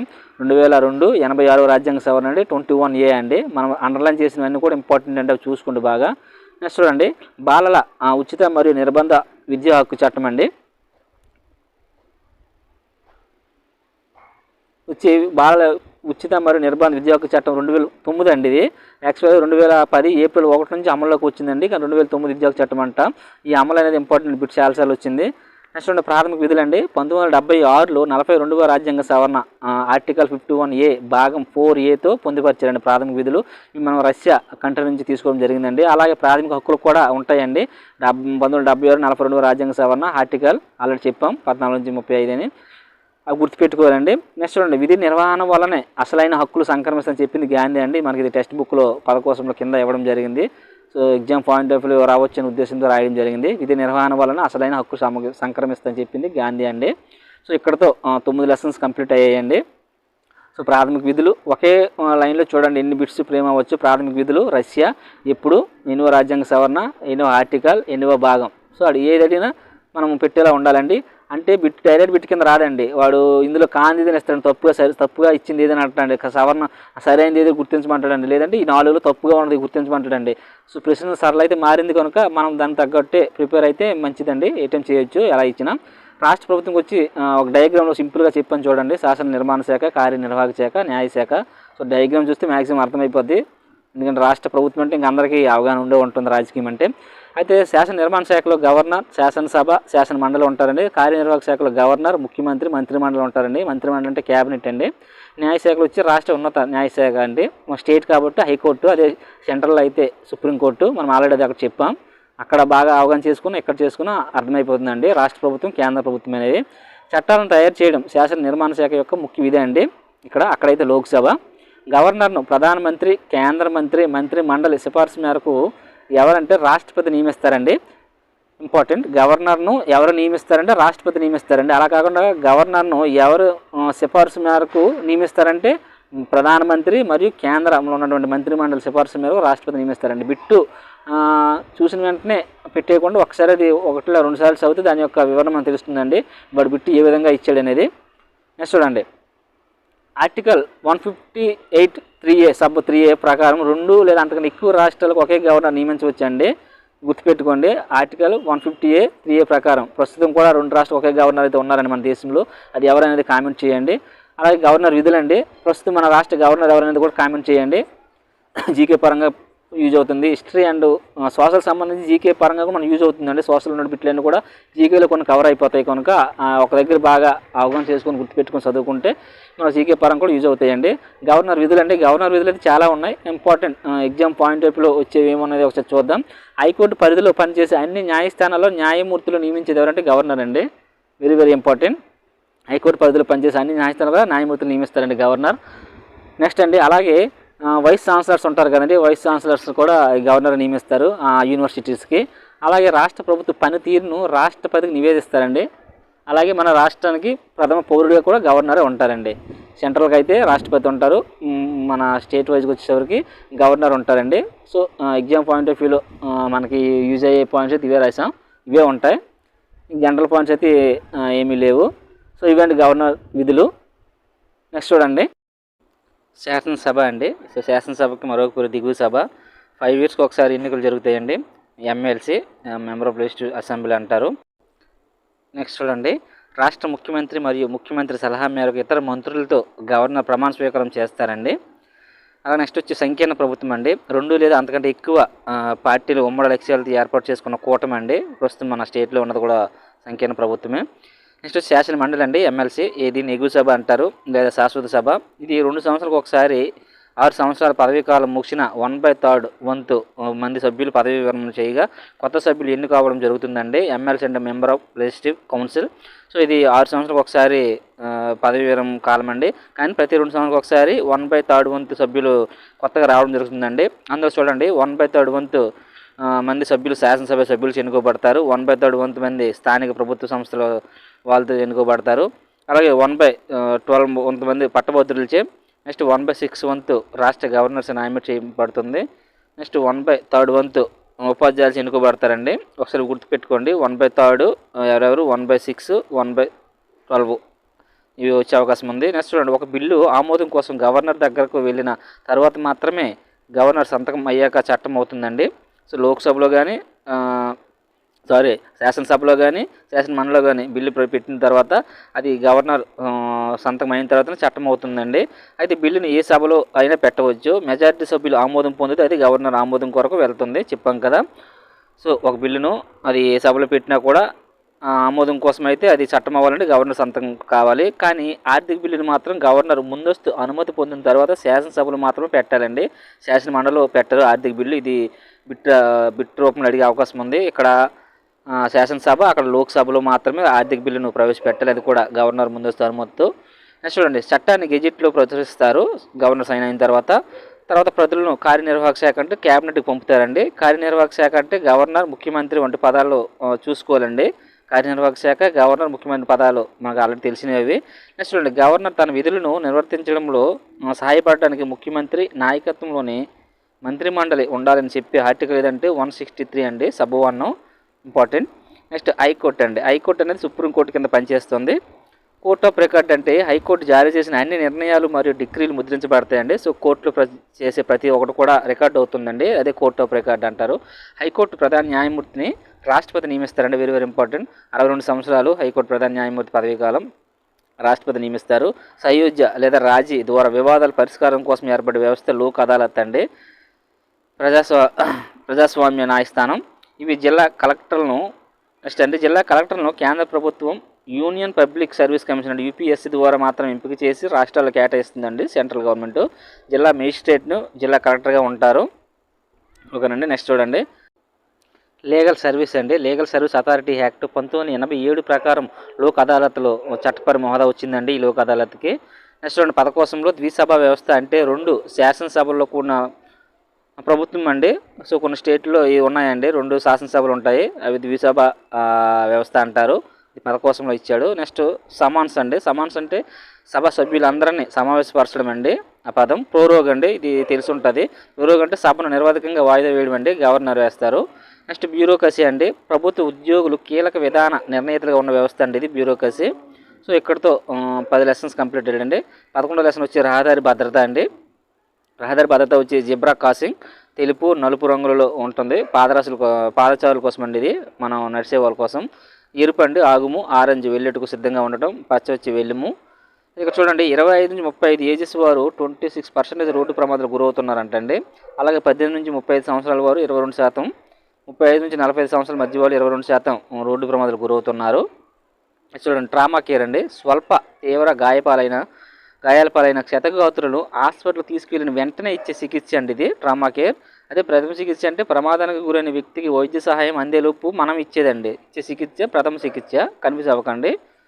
నెక్స్ట్ చూడండి బ్రీత్ ఎనాలజీ అండి. మద్యం తాగి వాహనం నడిపే వారిని గుర్తించుటకు. నెక్స్ట్ స్పీడ్ గన్ కెమెరా అండి. అతి వేగంగా ప్రయాణించే వాహనాల వేగాన్ని కొలిచే పరికరం స్పీడ్ గన్. నెక్స్ట్ రోడ్డు రవాణా రహదారుల మంత్రిత్వ శాఖ అనేది ప్రతి ఏడాది రోడ్డు వారోత్సవాలు జరుపుతుందండి. ఇది వచ్చి జనవరి మంత్లో ప్రతి ఏడాది జరుపుతుంది. నెక్స్ట్ వచ్చి చిన్నపిల్లలు రహదారిని దాటుటకు అనుసరించిన పద్ధతుల గురించి తెలిపే డ్రిల్ ఏంటంటే కెర్బ్ డ్రిల్ అండి. కెర్బ్ డ్రిల్ చిన్నపిల్లలకు రహదారులకు ఆచరించవలసిన పద్ధతుల గురించి చెప్తారు. నెక్స్ట్ రహదారి భద్రతా క్లబ్ అండి. ఇది జనవరి 2010లో ఢిల్లీలో మొదటగా ప్రారంభించారండి. అంటే రహదారి భద్రతా క్లబ్ అంటే పాఠశాలను భాగస్వామ్యం చేయడం రహదారి రోడ్లు వ్యవస్థ గురించి. నెక్స్ట్ వచ్చి మోటార్ వాహనాలు నడపడానికి కనీస వయసు 18 సంవత్సరాలండి. అలాగే రవాణా వాహనాలు నడపడానికి కనీస వయసు 25 సంవత్సరాలండి. చూడండి, మోటార్ వాహనాలు అంటే మన స్కూటీస్, బైక్స్ అండి. రవాణా వాహనాలు అంటే 4 వీలర్స్ అండి, లారీలు, ట్రాక్టర్లు అటువంటివి. సో రెండింటికి డిఫరెన్స్ ఉంది. 18 సంవత్సరాలు అయితే మోటార్ వాహనాల లైసెన్స్ తీసుకోవచ్చు. కానీ హెవీ లైసెన్స్ అంటారు కదా రవాణా వాహనాలు, దానికైతే 25 ఇయర్స్ ఉండాలండి. సో ఇదండి 11th లెసన్. 11వ లెసన్ సంబంధించి ఇంపార్టెంట్ బిట్స్. 12వ లెసన్ వచ్చి మన పరిసరాల్లో ఉన్న మార్కెట్లు అండి. సో మార్కెట్లు ముఖ్యంగా 2 రకాలు, భౌతిక మార్కెట్లు, ఈ మార్కెట్లు. భౌతిక మార్కెట్లు అంటే మనము ప్రత్యక్షంగా వెళ్ళేవండి, అంటే సంతలు, షాపింగ్ మాల్స్ ఉంటాయి కదండి అటువంటివి. ఈ మార్కెట్లు అంటే ఇంటర్నెట్, అంతర్జాలం సహాయంతో అండి, ఫ్లిప్కార్ట్, అమెజాన్, మీషో ఇటువంటి ద్వారా మార్కెట్ చేసేవి ఈ మార్కెట్లు అండి. సో భౌతిక మార్కెట్లో భౌతిక చెల్లింపులు చేస్తాం. ఈ మార్కెట్లో ఎక్కువగా డిజిటల్ చెల్లింపులు చేయడానికి అవకాశం ఉంటుంది. నెక్స్ట్ చూడండి, బజార్స్ ఆఫ్ హైదరాబాద్ గేమ్ ఎవరు రచించారండి? శ్రీమతి సరోజిని నాయుడు రచించారండి. Bazaars of Hyderabad. నెక్స్ట్ చూడండి, మన రాష్ట్రంలో రైతు బజార్లు అండి. రైతు బజార్లు మొదటిసారిగా ఎప్పుడు ప్రారంభించారు? డైరెక్ట్ బిట్ అండి. మన రాష్ట్రంలో రైతు బజార్ను జనవరి 1999లో ప్రారంభించారండి. సో ఈ రైతు బజార్ల ద్వారానే రైతులు మార్కెట్ చేయడం జరుగుతుందండి. నెక్స్ట్ చూడండి, తేలియాడి మార్కెట్ అండి. ఇది శ్రీనగర్, జమ్మూ కాశ్మీర్, తాల్ సరస్సు. పడవలపై వ్యాపారం చేస్తారండి. ఈ పడవలపై చేసే వ్యాపారం షికారా అంటారండి అక్కడ ఉన్న పడవలను. ఇంపార్టెంట్ చూడండి, ఒకే లైన్లో అన్ని పెట్టాం. తేలియాడి మార్కెట్ ఎక్కడ ఉందంటే శ్రీనగర్, జమ్మూ కాశ్మీర్. ఏ సరస్సు అంటే దాల్ సరస్సు, అక్కడ పడవలను షికారా అంటారు. నెక్స్ట్ చూడండి, కుటీర పరిశ్రమ అండి. ఈ వ్యవస్థలో వస్తువులను ఇంటి వద్ద చిన్న చిన్న కార్ఖానాలు తయారు చేస్తారండి. అంటే ఇంటి గృహంలో లేదా చిన్న చిన్న కార్ఖానాలో కుటీర పరిశ్రమ చిన్న చిన్నవండి చేసేదండి ఇది కుటీర పరిశ్రమ అంటే. నెక్స్ట్ వినియోగదారుల రక్షణ చట్టం అండి. వినియోగదారులు అంటే మనం ఏవైనా కొంటాం కదా వస్తువులు. సో వినియోగదారులు కూడా ఒక రక్షణ చట్టం అంటూ ఉందండి. 2019 ఆమోదించారు. ఆగస్టు 9, 2019 ఆమోదించారు వినియోగదారుల కోసం. సో వినియోగదారుల హక్కుల కోసం అనమాట ఈ చట్టం అనేది. వినియోగదారుల హక్కులు మరియు వినియోగదారుల భావనను విస్తృతం చేయడానికి 2019లో ఈ చట్టం రూపొందించారు. సో నార్మల్గా మనం రిటర్న్ ఆప్షను, అలాగే క్యాష్ బ్యాక్ ఇవన్నీ ఉంటాయి కదా, ఇవన్నీ కూడా ఈ వినియోగదారుల చట్టంలో పరంగానే మనకి అవి ఉన్నాయండి, వచ్చాయండి. ఇప్పుడు మనం ఒక వస్తువు కొంటే, మొబైల్ ఏదైనా కొంటే 7 days 12 daysలో మనం అది రిటర్న్ ఇచ్చేవచ్చు నచ్చకపోతే. ఇంకా అదే కాదు, ఇంకా చాలా ఉంటాయి హక్కులు. సో హక్కుల్లో భాగంగా అవి. సో దానికోసం వినియోగదారుల రక్షణ చట్టం అనేది ఉంది. అయితే వినియోగదారుల రక్షణ చట్టం 1986 ప్రకారం జాతీయ వినియోగదారుల వివాద పరిష్కార కమిషన్ ఉందండి. NCDRC, national consumer dispute redressal commission అండి. ఇది ఎప్పుడు స్థాపించారంటే NCDRC 1988లో స్థాపించారండి. ప్రధాన కార్యాలయం ఎక్కడ ఉందంటే న్యూఢిల్లీ అండి. సో డైరెక్ట్ బిట్ వచ్చే అవకాశం ఉంది. అయితే వినియోగదారుల హెల్ప్ లైన్ కూడా ఉందండి. 1800 గుర్తుపెట్టుకోవాలి. చైల్డ్ లైన్ అయితే 1092. ఇక్కడ వినియోగదారుల హెల్ప్ లైన్ అండి, అడిగే అవకాశం అయితే ఉంది. లేదా 114000 అండి, లేదా 14404 అండి. ఒకసారి ప్రాక్టీస్ చేయండి. జాతీయ వినియోగదారుల దినోత్సవం అండి December 24. Very important direct bit. So GK పరంగా కూడా మనకి ఇది యూజ్ అవుతుంది. జాతీయ వినియోగదారుల దినోత్సవం డిసెంబర్ 24. సో ఇక్కడతో 12 లెసన్లు కంప్లీట్ అండి. 13వ లెసన్ లాస్ట్, ప్రపంచ పరివర్తనలో మహిళలు అండి. సో లాస్ట్ది మహిళల కోసం ఇవ్వడం జరిగింది. భారతదేశంలో 83.6% మంది శ్రామిక మహిళలు వ్యవసాయం పనుల్లో ఉంటారంటండి. మనం పనులు చేసే మహిళలు వ్యవసాయం పనుల్లోనే 83% ఉంటారండి, 83.6%. బేటీ బచావో బేటీ పడావో 2015లో ప్రారంభించారండి మన మోడీ గారు, గుర్తుపెట్టుకోండి. సారా వ్యతిరేక ఉద్యమం అండి. సారా వ్యతిరేక ఉద్యమం ఏపీలో జరిగిందండి మహిళలు ఫలితంగానే. 1999లో ప్రభుత్వం సారా నిలిపివేసిందండి. అప్పటి వరకు అయితే ఎక్కువగా సారా అమల్లో ఉండేది. సో ఒకసారి మహిళలు ఉద్యమం చేయడంతో 1999లో ప్రభుత్వం సారాను నిలిపివేసింది. అంతర్జాతీయ మహిళా దినోత్సవం లాస్ట్ మార్చి 8. ఇంపార్టెంట్ ఇది, అనేక సార్లు బిట్ రావడం జరిగిందండి. భారతదేశంలోని మొదట మహిళా గ్రాడ్యుయేట్లు చంద్రమా బాసు, కాదంబరి గంగోలీ అండి. భారతదేశంలో పాశ్చాత్య వైద్యులు పట్టా పొందిన మొదటి దక్షిణాసియా మహిళ కాదంబరి గంగోలీ. నెక్స్ట్ వచ్చి పద్మశ్రీ అవార్డు అందుకున్న మొదటి భారతీయ మహిళ అండి జానకి అమ్మాల్. సో ఇవి టెక్స్ట్ బుక్లో ఇవ్వడం జరిగిందండి, గొప్ప గొప్ప గొప్ప మహిళల గురించి. సో ఇంపార్టెంట్ మనం ఇక్కడ రాయడం జరిగింది. అంతరిక్షంలో అడుగుపెట్టిన తొలి భారతీయ మహిళ అండి కల్పనా చావ్లా. ఈవిడ 2003 ఫిబ్రవరి STS 07 దాంట్లో చనిపోవడం జరిగింది వ్యామోగంలో. నెక్స్ట్ మహిళ అంతర్జాతీయ క్రికెట్లో అత్యధిక పరుగులు చేసింది మిథాలీ రాజ్ అండి. వీడికి లేడీ సచిన్ అంటారు. ఖేల్ రత్న అవార్డు కూడా రావడం జరిగింది ఈవిడకు, మిథాలీ రాజ్కు. భారతదేశంలో మొదటి దృష్టిలోపు ఉన్న ఐఏఎస్ అధికారి అండి ప్రాంజల్ పాటెల్, ఇది ఒకసారి వచ్చిందని బిట్టు. దేశంలోని తొలి మహిళ కమాండో ట్రైనర్ అండి Seema Rao. Research foundation for science technology and ecology వ్యవస్థాపకులు అండి వందనా శివ. నెక్స్ట్ అండి యాసిడ్ బాధితుల సహాయార్థం ఉన్న ఎన్జిఓ అండి సన్వ ఫౌండేషన్ డైరెక్టర్ లక్ష్మీ అగర్వాల్. లక్ష్మీ అగర్వాల్ అంటే మనము పిక్స్ చూస్తే మనం గుర్తుపెట్టవచ్చు అండి, ఫొటోస్ ఆవిడ ముఖం మొత్తం యాసిడ్ వల్ల కాలిపోయి ఉంటుంది, ఫోటో చూసినా గుర్తుపెట్టవచ్చు, పేరు తెలియకపోయినా మనకి. ఆవిడ లక్ష్మీ అగర్వాల్, ఆవిడ యాసిడ్ బాధితులండి. అనంతరం వాళ్ళ సహాయార్థం సన్వ ఫౌండేషన్ స్థాపించింది ఆవిడ, ఆయనకు డైరెక్టర్. నెక్స్ట్ వసుంధర అనే ఎన్జిఓ సంస్థలో పనిచేసి గిరిజనుల కోసం పాటుపడింది అర్చనా సోరింగ్ అండి. నెక్స్ట్ ఎంచుకునే దారిలో పుస్తకకర్త వచ్చి మహానాజ్ కామి అండి, ఇంపార్టెంట్. ఎంచుకునే దారిలో అనే పుస్తకకర్త మహానాజ్ అబ్గామి. వసుంధర అనే ఎన్జిఓ సంస్థలు పనిచేసి గిరిజనుల కోసం పాటుపడిందండి అర్చనా సోరింగ్. సో బిట్టాడు మనం అండర్లైన్ చేసిన చూడండి, అవి ఖచ్చితంగా బిట్స్ రూపంలో ఎక్కువగా రావడానికి అవకాశం ఉంది వాడు ఫ్రేమ్ చేయడానికి. సో అది ఫ్రెండ్స్, ఇప్పుడు 8th క్లాస్ సంబంధించి పూర్తిగా కంప్లీట్ అండి జియోగ్రఫీ. సో ఇంకెవరైనా మన ఛానల్ని చూడకపోతే వెంటనే సబ్స్క్రైబ్ చేసుకోండి. సో నేను పెట్టే కంటెంట్ మీకు నచ్చినట్లయితే like and share. So friends, PDF ఫార్మాట్లో ప్రస్తుతానికైతే 8th 7th social science maximum అన్నీ ఉన్నాయి అవైలబుల్గా. ఎవరైనా కావాలంటే కాంటాక్ట్ చేయండి, డిస్క్రిప్షన్లో నెంబర్ ఉంది. Thank you.